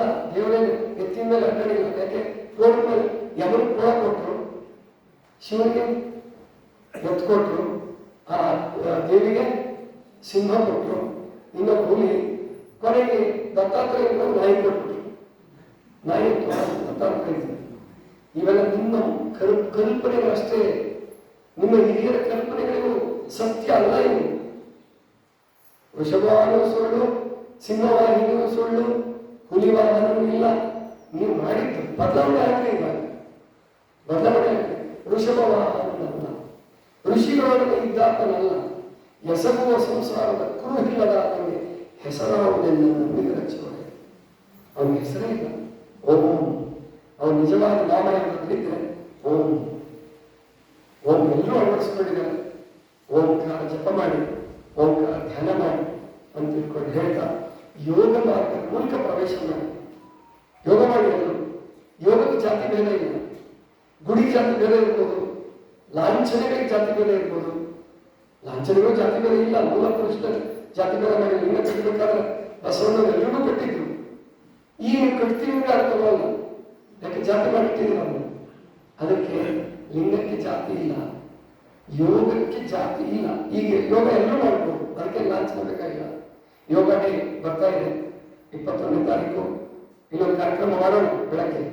ಯಾರು ಬರ್ತೀರ ಬನ್ನಿ, ಅವ್ರ ಮನೆಗೆ ಯೋಗಾಸನಗಳ ಆಚರಣೆ ಇಟ್ಕೊಳ್ಳೋಣ. ಜೊತೆಗೆ ಒಂದೊಳ್ಳೆ ಅವತ್ತೇನು ಉಪವಾಸ ಮಾಡಿಸಲ್ಲ, ಎಲ್ಲರೂ ಒಳ್ಳೆ ಆಹಾರ ಕೊಡ್ತೀವಿ. ಯೋಗ ಮಾಡಿ ಮಸ್ತಾಗಿ ಪ್ರಸಾದ ಮಾಡಿ ಹೋಗಿ 21ನೇ ತಾರೀಕು ಯೋಗ ದಿನಾಚರಣೆ ಮಾಡೋಣ. ದೇಶದ ದೃಷ್ಟಿಯಿಂದ, ದೇಶವನ್ನು ಒಗ್ಗಟ್ಟು ಮಾಡುವ ದೃಷ್ಟಿಯಿಂದ, ದೇಶವನ್ನು ಸಂಘಟನೆ ಮಾಡುವ ದೃಷ್ಟಿಯಿಂದ ಎಂತ ಒಳ್ಳೆ ಕೆಲಸಕ್ಕೆ ಸಿದ್ಧರಾಗೋಣ. ಇನ್ನು ರಕ್ತದ ಬಗ್ಗೆ ಮಾತಾಡ್ತಾ ಇದ್ರು. ರಕ್ತ ನಾವೆಲ್ಲ ರಕ್ತಹೀನತೆಯನ್ನು ಯಾಕೆ ಬಳಸ್ತಾ ಇದ್ದೀನಿ ಅಂತ ಪಾಟೀಲ್ ಸರ್ ಹೇಳ್ತಾ ಇದ್ರು. ನೆನೆ ನಾನು 112ನೇ ಬಾರಿ ರಕ್ತದಾನ ಮಾಡಿದೆ. ನಾನು ಹೆಮೋಗ್ಲೋಬಿನ್ ಚೆಕ್ ಮಾಡಿದ್ರು, ಎಷ್ಟಿರಬೇಕು? 15.4, 15.4 ಇದೆ. ನನಗೆ ಅಪೌಷ್ಟಿಕತೆ ಕಾಡಿಲ್ಲ ಸರ್, ಅಪೌಷ್ಟಿಕತೆ ಕಾಡಿಲ್ಲ. ನಾನು ಒಂದು ದಿವಸ ಕ್ಯಾಲ್ಸಿಯಂ ಗುಳಿಗೆ ತಗೊಂಡಿಲ್ಲ, ಅಥವಾ ವಿಟಮಿನ್ ಗುಳಿಗೆ ತಗೊಂಡಿಲ್ಲ, ಏನೂ ತಗೊಂಡಿಲ್ಲ. 26 ವರ್ಷಗಳಿಂದ ಹಲ್ಲು ನೋವಿಗೆ ಒಂದ್ಸಾರಿ ಒಂದೇ ಒಂದು ಮಾತು ನುಂಗಿದ್ದು, ಬೇಡ ಡಾಕ್ಟ್ರಿಗೆ ಬೇಡ ಬೇಡ ಅಂದ್ರೆ ಆದ್ರೂ ಬಿಡಿಲ್ಲ. ಒಂದು ಮಾತು ನುಂಗಿದ್ರು, ನುಂಗಿದೆ, ಅದು ವಾಂತಿ ಆಯ್ತು. ಗೊತ್ತಾಯ್ತು. ಅಷ್ಟು ಬಿಟ್ರೆ ಜೀವನದಲ್ಲಿ 26 ವರ್ಷಗಳಿಂದ ಅಥವಾ 28 ವರ್ಷಗಳಿಂದ ಜ್ವರಕ್ಕಾಗಲಿ, ತಲೆನೋವಿಗಾಗಲಿ, ಅಪೆಂಡಿಕ್ಸ್ ಅಥವಾ ಏನು ಗ್ಯಾಸ್ಟ್ರೈಟಿಸ್, ಆಸಿಡಿಟಿ, ಒಳ್ಳೆ ಮಂತ್ರಾಲಯ ಆಗ್ತದೆ ಅವಾಗ. ಗ್ಯಾಸ್ಟ್ರೈಟಿಸ್, ಆಸಿಡಿಟಿ, ಆಮೇಲೆ ಟಾನ್ಸಲೈಟಿಸ್, ಪೈಲ್ಸ್, ಪೈಲ್ಸ್ ಗೊತ್ತಾಯ್ತು. ಪೈಲ್ಸ್ ಅಂದ್ರೆ ಕೊನೆಯ ಭಾಗ ಬರುತ್ತಾರೆ, ಮೂಲವ್ಯಾಧಿ. ಯಾವುದಕ್ಕೂ ಮಾತ್ರ ತಗೊಂಡಿಲ್ಲ. ಮತ್ತೇನು ಉತ್ಪ್ರೇಕ್ಷೆ ಅಲ್ಲ, ಗೊತ್ತಾಯ್ತಲ್ಲ. ಸುಳ್ಳು ಹೇಳ್ತಾ ಇಲ್ಲ ನಾನು, ಗೊತ್ತಾಯ್ತು. ಸತ್ಯವನ್ನಲ್ಲದೆ ಹಂಗಲ್ಲ, ಆ ಥರ ಹೇಳ್ತಾ ಇಲ್ಲ. ತಗೊಂಡಿಲ್ಲ. ಇವತ್ತು ನಮಗೆ ಕೇಳಬೇಕಲ್ಲ, ಯಾವ್ದಾದ್ರು ಮಾತ್ರ ತರಿಸ್ಕೊಡ್ತೀವಿ. ನಮ್ಮ ಸ್ಪಿರಿಲ ತಗೊಳ್ತೀವಿ.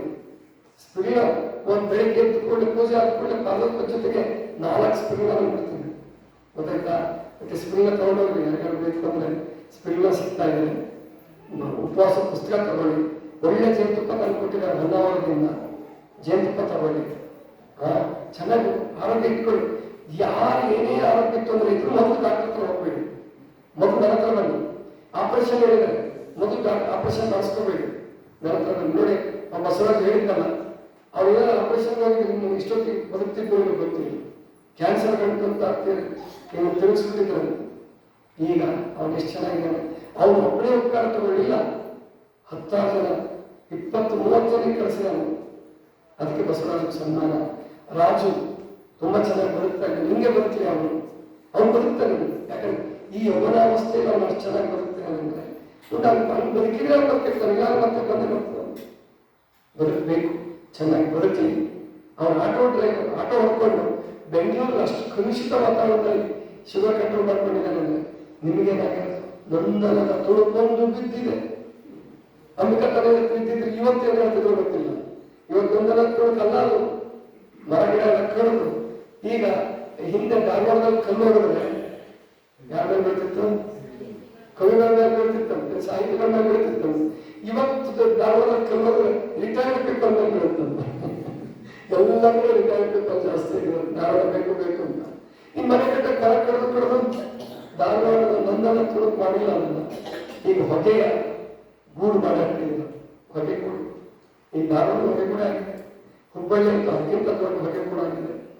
ಏನ್ ಮಾಡ್ತಾರೆ ನೋಡಿ, ಎಲ್ಲರೂ ಸೇರಿ ಎಲ್ಲರೂ ಒಳ್ಳೆಯದಾಗಲಿ. ಇನ್ನು ಪ್ರತಿಯೊಬ್ಬರದು ವಿಮರ್ಶೆ ಮಾಡಕ್ಕೆ ಹೋದ್ರೆ ಟೈಮ್ ಸಾಕಾಗಲ್ಲ. ಎಲ್ಲರೂ ಚೆನ್ನಾಗಿ ಮಾತನಾಡಿದ್ರು. ಹರ್ಷ ಸರ್ 85 ವರ್ಷ, ಈಗ 85 ವರ್ಷ ಅಂಥದ್ರಲ್ಲಿ ಎಷ್ಟು ಚೆನ್ನಾಗಿ ಮಾತಾಡಿದ್ರು. ಸ್ನೇಹ ಪ್ರತಿಷ್ಠಾನ ಮಾಡ್ಕೊಂಡು ಒಳ್ಳೆ ಕೆಲಸ ಮಾಡ್ತಾ ಇದ್ದಾರೆ. ವರ್ಷದಲ್ಲಿ ಒಂದು 10 ದಿವಸ ಒಳ್ಳೊಳ್ಳೆ ಕಾರ್ಯಕ್ರಮ ಮಾಡ್ತಾರೆ. ಇನ್ನು ಪ್ರಜ್ಞಾ ಮೇಡಮ್ ಅವರಂತೂ ನಾನು ಅದೇ ಅನ್ಕೊಂಡೆ, ಇನ್ನೂ ಅವ್ರಿಗೆ ಟೈಮ್ ಸಿಕ್ಕಾಗಿಲ್ಲ, ಅವ್ರಿಗೆ ಕಲಿಸ್ಬೇಕು, ಶರಣರ ಬಗ್ಗೆ ಅಧ್ಯಯನ ಮಾಡಿಸಿ ಹೇಳಿಸ್ಬೇಕು ಅಂತ ಅನಿಸ್ತು. ಅವ್ರ ಸಮಯ ಕೊಡ್ಲಿ ಅಂತ ತಿಳ್ಕೊಂಡು ಹೇಳ್ತಾ, ಪ್ರಜ್ಞಾ ಮೇಡಮ್ ಬಗ್ಗೆ ಒಂದು ಮಾತು, ಅವ್ರು ಯಾಕೆ ಕರ್ಸಕ್ಕೆ ನನಗೆ ಮನಸ್ಸಾಯ್ತು ಅನ್ನೋದು ಒಂದು ಘಟನೆ ಹೇಳ್ಬಿಟ್ಟು ನಾನು ಮಾತು ಮುಗಿಸ್ಬಿಡ್ತೀನಿ. ಅವರೊಂದು ಬಂದು ನಾನು ದಿವಸ ಚಿಂತನೆ ಕೇಳೋಕ್ಕಾಗಲ್ಲ ಒಂದ್ಸರಿ. ಅದೇನಾಗುತ್ತೆ, ಬೆಳಗಿನ ಶಿವಾರ್ ಮಾಡಿರ್ತೀರಲ್ಲ, ನನಗೆ ಹುಮ್ಮಸ್ ಬಂದರೆ ಜಾಸ್ತಿ ಮಾತಾಡ್ಬಿಡ್ತೀನಿ ಯೂಟ್ಯೂಬಲ್ಲಿ. 10 ನಿಮಿಷಕ್ಕೆ ಮುಗಿಸ್ಬೇಕು, 15 ನಿಮಿಷ 20 ನಿಮಿಷ ಮಾತಾಡ್ಬಿಡ್ತೀನಿ. ಅವ್ರ ಚಿಂತನೆ ಕೇಳೋಕ್ಕಾಗಲ್ಲ. ಆಗ ಒಂದು ದಿವಸ ಮತ್ತೆ ಚಿಂತನ ಇವ್ರದ್ದು ಸ್ವಲ್ಪ ಶುರುವಾಗಿತ್ತು, ಹೆಸರು ಮುಗಿದೋಗ್ಬಿಟ್ಟಿತ್ತು. ಆವಾಗಲೇ ಶುರುವಾಗಿ ಕರೆಕ್ಟಾಗಿ ಪ್ರಜ್ಞೆ ಅಂತೇಳಿಂದ ಆಮೇಲೆ ಕೇಳಿಸ್ಕೊಂಡೆ. ಅವ್ರು ತುಂಬ ಚೆನ್ನಾಗಿತ್ತು ಅವ್ರ ಚಿಂತನ. ಅದರಲ್ಲಿ ಮಾತು ಹೇಳಿದ್ರು, ನಾವೆಲ್ಲರೂ ತಿಳ್ಕೊಬೇಕು, ಈಗ ವೃದ್ಧಾಶ್ರಮ ಮಾಡಬೇಡಿ ಅಂತ ನಾವೆಲ್ಲ ಭಾಷಣ ಮಾಡ್ತೀವಿ, ಬೇರೆಯವರು ಭಾಷಣ ಮಾಡ್ತಾರೆ. ಆದರೂ ವೃದ್ಧಾಶ್ರಮಗಳು ಅನಿವಾರ್ಯ, ಅದಕ್ಕೆ ವೃದ್ಧಾಶ್ರಮ ಕರಿಬೇಡಿ, ಅದಕ್ಕೆ ವಾತ್ಸಲ್ಯ ಧಾಮ ಅಂತ ಕರೀರಿ ಅಂತ ಹೇಳಿದ್ರು. ಬರೀ ಚಂದ್ರ ಮುದ್ರೆಗೆ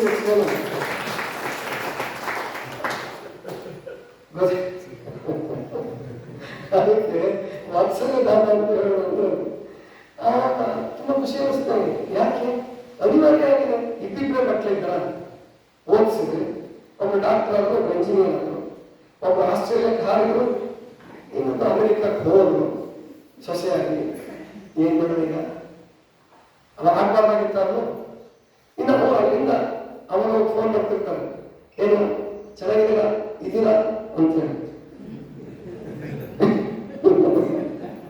ಇದೀರಾ ಅಂತ ಫೋನ್ ಮಾಡ್ತಿರ್ತಾನೆ. ಪಾಪ ಅನಿವಾರ್ಯ ಅದು. ಅದಕ್ಕೆ ಆಮೇಲೆ ಶರಣರು ಬಯಸಿದ್ದಾಗಲಿ, ಕಾರ್ಲ್ ಮಾರ್ಕ್ಸ್ ಬಯಸಿದ್ದಾಗಲಿ, ಕಮ್ಯೂನ್ ಅರ್ಥ ಏನು? ಕೆಟ್ಟದ್ದು ಅಂತ ತಿಳ್ಕೊಂಡ್ರಲ್ಲ. ಕಮ್ಯೂನ್ ಅಂದ್ರೆ ಒಟ್ಟಾಗಿ ಬದುಕೋದು, ಎಲ್ಲರೂ ಒಟ್ಟಾಗಿ ಊಟ ಮಾಡೋದು, ಎಲ್ಲರೂ ಒಟ್ಟಾಗಿ ಸ್ನಾನ, ಒಟ್ಟಾಗಿರೋದು, ಒಟ್ಟಾಗಿ ಪ್ರಾರ್ಥನೆ ಮಾಡೋದು, ಒಟ್ಟಾಗಿ ಬದುಕು. ಮಹಾಮನೆಯಲ್ಲಿ 770 ಅಮರಗಣಗಳು ಕಲ್ಯಾಣದಲ್ಲಿ 1,96,000 ಬದುಕಿದ್ರು, ಒಟ್ಟಾಗಿ ಬದುಕಿದ್ರು. ಹಂಗೆ ಬದುಕ್ರಿ ಅಂತ ಬಸವಣ್ಣ ಹೇಳಿದ್ರು. ಮತ್ತು ವೃದ್ಧಾಶ್ರಮದಲ್ಲಿ ಹೆಂಗೆ ಬದುಕ್ತಾರೆ? ತಮ್ಮನ್ನು ಕೊಡ್ತಾರೆ, ಎಲ್ಲ ಒಟ್ಟಾಗಿ ಬದುಕ್ತಾರೆ. ಅದಕ್ಕೆ ನನಗೆ ಮೊದಲಿದ್ದ ವೃದ್ಧಾಶ್ರಮ ಇತ್ತು. ನಾನು ಉಗರ್ ಸರ್ ಬಂದಿದ್ದಾರೆ, ತುಂಬಾ ಸಂತೋಷ ಆಯ್ತು ಸರ್ ನಿಮ್ಮ ಭಾಷಣ ಕೇಳಿ. ನಾನು ಉಗರ್ ಸರ್ ಕೇಳಿ ಅವ್ರ ಕೋಶಂಟ್ ಬಗ್ಗೆ ಹೇಳಿದ್ರಲ್ಲ, ಬಹಳ ಚೆನ್ನಾಗಿ ಹೇಳಿದ್ರು. IQ, AQ, EQ ಅಂತ ಹೇಳಿದ್ದಾರೆ. EQ ಅನ್ನೋದಕ್ಕಿಂತ ನಾನು SQ ಅಂದ್ರೆ ಉಪಯೋಗ ಆಗುತ್ತೆ ಅಂದ್ಕೊಂಡೆ. ಸ್ಪಿರಿಚುವಲ್ ಕೋಶಂಟ್ ಅಂದ್ರೆ ಚೆನ್ನಾಗಿರುತ್ತೆ ಅಂತ ಅನಿಸ್ತು. ಗೊತ್ತಾಯ್ತಲ್ಲ, ಎಮೋಷನಲ್ ಕೋಶಂಟ್ ಅನ್ನೋದಕ್ಕಿಂತ ಸ್ಪಿರಿಚುವಲ್ ಕೋಶಂಟ್ ಅಂದ್ರೆ ಇನ್ನೂ ಚೆನ್ನಾಗಿರುತ್ತೆ ಅಂತ ಅನ್ಸುತ್ತೆ. ಅವರು ನನಗೆ ಅಪೇಕ್ಷೆ ಇದೆ, ನಮ್ಮ ಬಸವಣ್ಣ ಈಡೇರಿಸ್ತಾರೆ ಅಂತ ಗೊತ್ತಿಲ್ಲ. ಇಲ್ಲೇ ಒಂದು ಶಾಲೆನೂ ಮಾಡಬೇಕು, ರೆಸಿಡೆನ್ಷಿಯಲ್ ಸ್ಕೂಲು ಜೊತೆಗೆ ವೃದ್ಧಾಶ್ರಮ ಎರಡೂ ಇರಬೇಕು ಅಂತ. ಗೊತ್ತಾಯ್ತಲ್ಲ, ಅಜ್ಜನ್ನ ಮೊಮ್ಮಕ್ಕಳನ್ನ ಕೂರಿಸ್ಬೇಕು. ಕೆಳಗಡೆ ಅಜ್ಜದಿರಲಿ, ಮೇಲ್ಗಡೆ ಮೊಮ್ಮಕ್ಕಳಿರಲಿ. ಗೊತ್ತಾಯ್ತಲ್ಲ, ಅಜ್ಜದಿರಿಗೆ ಬಂದು ಮಾತಾಡಿಸ್ತಾ ಇರಲಿ, ಸೇವೆ ಮಾಡ್ತಾ ಇರಲಿ, ಅವ್ರ ಜೊತೆ ಕಾಲ ಕಳೀಲಿ ಅನ್ನುವ ಕನಸು ಇಟ್ಕೊಂಡಿದ್ದೀನಿ. ಆದರೆ ಸಂಪನ್ಮೂಲಗಳಿಲ್ಲ ನನ್ನ ಹತ್ರ. ಗೊತ್ತಾಯ್ತಲ್ಲ, ನಾನು ಮಾತಾಡೋದು ನೋಡಿದ್ರೆ ಈ ಸ್ವಾಮಿಗಳು ಕೋಟಿಗಟ್ಟಲೆ ಇರ್ಬೋದು ಅನ್ಕೊಂಡ್ಬಿಡ್ತಾರೆ. ಗೊತ್ತಾಯ್ತಲ್ಲ, ನಮ್ದು ಅರ್ಧ ಕೋಟಿ ಅಲ್ಲ, 1/4 ಕೋಟಿನೂ ಇಲ್ಲ ನನ್ನ ಹತ್ರ. ಆದ್ರೆ ನನ್ನ ಯೋಜನೆಗಳು ಮಾತ್ರ 100 ಕೋಟಿ ಲೆಕ್ಕಕ್ಕಿದೆ. ಈಡೇರ್ತೇನೋ ಗೊತ್ತಿಲ್ಲ, ಈಡೇರಲಿ ಬಿಡ್ಲಿ, ಕನಸು ಕಾಲಕ್ಕೆ ಗಂಟೆ ಹೋಗೋಣ, ಅದಕ್ಕೆ ದುಡ್ಡು ಕೊಡಂಗಿಲ್ವಲ್ಲ. ಅದಕ್ಕೆ ಹಂಗೇನಾದ್ರು ನಮ್ಮ ಶಾಲೆ ಆದರೆ ನಮ್ಮ ಮೆಂಬರ್ಸ್ ಅವರ ಗೈಡೆನ್ಸ್ ಅಷ್ಟೇ ಅಲ್ಲ, ಅವ್ರ ಸರ್ವಿಸ್, ಅವರ ಪೂರ್ಣ ಸರ್ವಿಸ್ ಇರಲಿ, ಪ್ರಜ್ಞಾ ಮತ್ತೆ ಮೇಡಮ್ ಅಂತ ಅವ್ರ ಸರ್ವಿಸ್ ಇರಲಿ, ಪಾಟೀಲ್ ಸರ್ ಅಂತವರು, ಅರ್ಷಣ ಮೇಡಮ್ ಸಂಪನ್ಮೂಲ ಚೆನ್ನಾಗಿದೆ, ಅದು ಮಾನವ ಸಂಪನ್ಮೂಲ ಚೆನ್ನಾಗಿದೆ. ಅವರ ಆರ್ಥಿಕ ಸಂಪನ್ಮೂಲ ನೋಡಿ, ನಿನ್ನೆ ಪೇಪರ್ಲಿದೆ, ಹೈದರಾಬಾದ್ ಒಬ್ಬ ಇಂಜಿನಿಯರ್ 200 ಕೋಟಿ ಆಸ್ತಿ. ಏನ್ ಮಾಡ್ಕೊಂತ ತಿನ್ನಕ್ ಬರ್ತದ, ಉಡಕ್ ಬರ್ತದ? ಅಂಥವ್ರಿಗೆ ಮರಣದಂಡನೆ ಕೊಡ್ಬೇಕಿದೆ ಭ್ರಷ್ಟಾಚಾರಿಗಳಿಗೆ. ಯಾಕೆಂದ್ರೆ ಈ ಸಾಯಿಸೋರು ಒಬ್ಬನ ಸಾಯಿಸ್ತಾನೆ, ಇವ್ರು ಎಷ್ಟು ಮನೆ ದೀಪ ಹಾರಿಸಿ ದುಡ್ಡು ಹೊಡೆದಿರ್ತಾರೆ, ಎಷ್ಟು ಜನರು ಕಣ್ಣೀರು ಹಾಕಿಸಿ ದುಡ್ಡು ಹೊಡೆದಿರ್ತಾರೆ. ಅಂಥವ್ರಿಗೆ ಮರಣದಂಡನೆ ಆಗ್ಬೇಕು. ಇನ್ಮೇಲೆ ಅದು ಬರುತ್ತೆ, ಇನ್ಮೇಲೆ ಅಧಿಕೃತವಾಗಿ ಅವ್ರಿಗೆ ಮರಣದಂಡನೆ ಕೊಡೋ ಕಾಲ ಇನ್ನೊಂದು 25 ವರ್ಷ. ಎಷ್ಟು ದಿವಸ ಸಾಯಿಸ್ಕೊಂತಾರೆ, ಎಷ್ಟು ದಿವಸ ಸಾಯಿಸ್ಕೊಂತಾರೆ? ಒಬ್ಬ ಮನೆಗೆ 500 ಕೋಟಿ ಸಿಕ್ತು ಒಡಿಶಾದಲ್ಲಿ, ಇವನ ಮನೆಗೆ 200 ಕೋಟಿ. ಏನ್ ಗತಿ ಹಿಂಗಾದ್ರೆ? ಅದಕ್ಕೆ ನಮ್ಮ ಮಕ್ಕಳಿಗೆ ಮರದ ಕೆಳಗೆ ಬರ್ತಿರೋ ಕೆಲಸ, ನಮ್ಮ ಮಕ್ಕಳಿಗೆ ಗುಡಿಸ್ಲಲ್ಲೂ ಆನಂದವಾಗಿ ಬರ್ತಿರೋ ಕೆಲಸ. ಅಂಥ ಮಕ್ಕಳು ಇನ್ಮೇಲೆ ಋಷಿಗಳನ್ನು ಮಾಡಬೇಕು, ಶರಣರು ಮಾಡಬೇಕು, ಸಂತರು ಮಾಡಬೇಕು. ಅದು ಹೆಮ್ಮೆಯ ವಿಷಯ ಅಂತ ನಮ್ಮ ಮಕ್ಕಳು ಬದುಕಬೇಕು. ಹಾಗೆ ಮಾಡೋಣ ಅಂತ ತಿಳ್ಕೊಂಡು ಹೇಳ್ತಾ, ಮತ್ತೆ ಯಾವ್ದಾದ್ರೂ ಹೆಸರು ಹೇಳದಿದ್ರೆ ಬೇಜಾರಾಗಬೇಡಿ, ಗೊತ್ತಾಯ್ತಾ? ನಿಮ್ಮ ಹೆಸರು ನಮ್ಮ ಮನಸ್ಸಿನಲ್ಲಿದೆ ಅಂತ ತಿಳ್ಕೊಂಡು ಹೇಳ್ತಾ, ಎಲ್ಲರಿಗೂ ನಮ್ಮ ತ್ರಿಶಂಕು ಹೊಸಪೇಟೆಯಿಂದ ಬಂದಿದ್ದಾರೆ.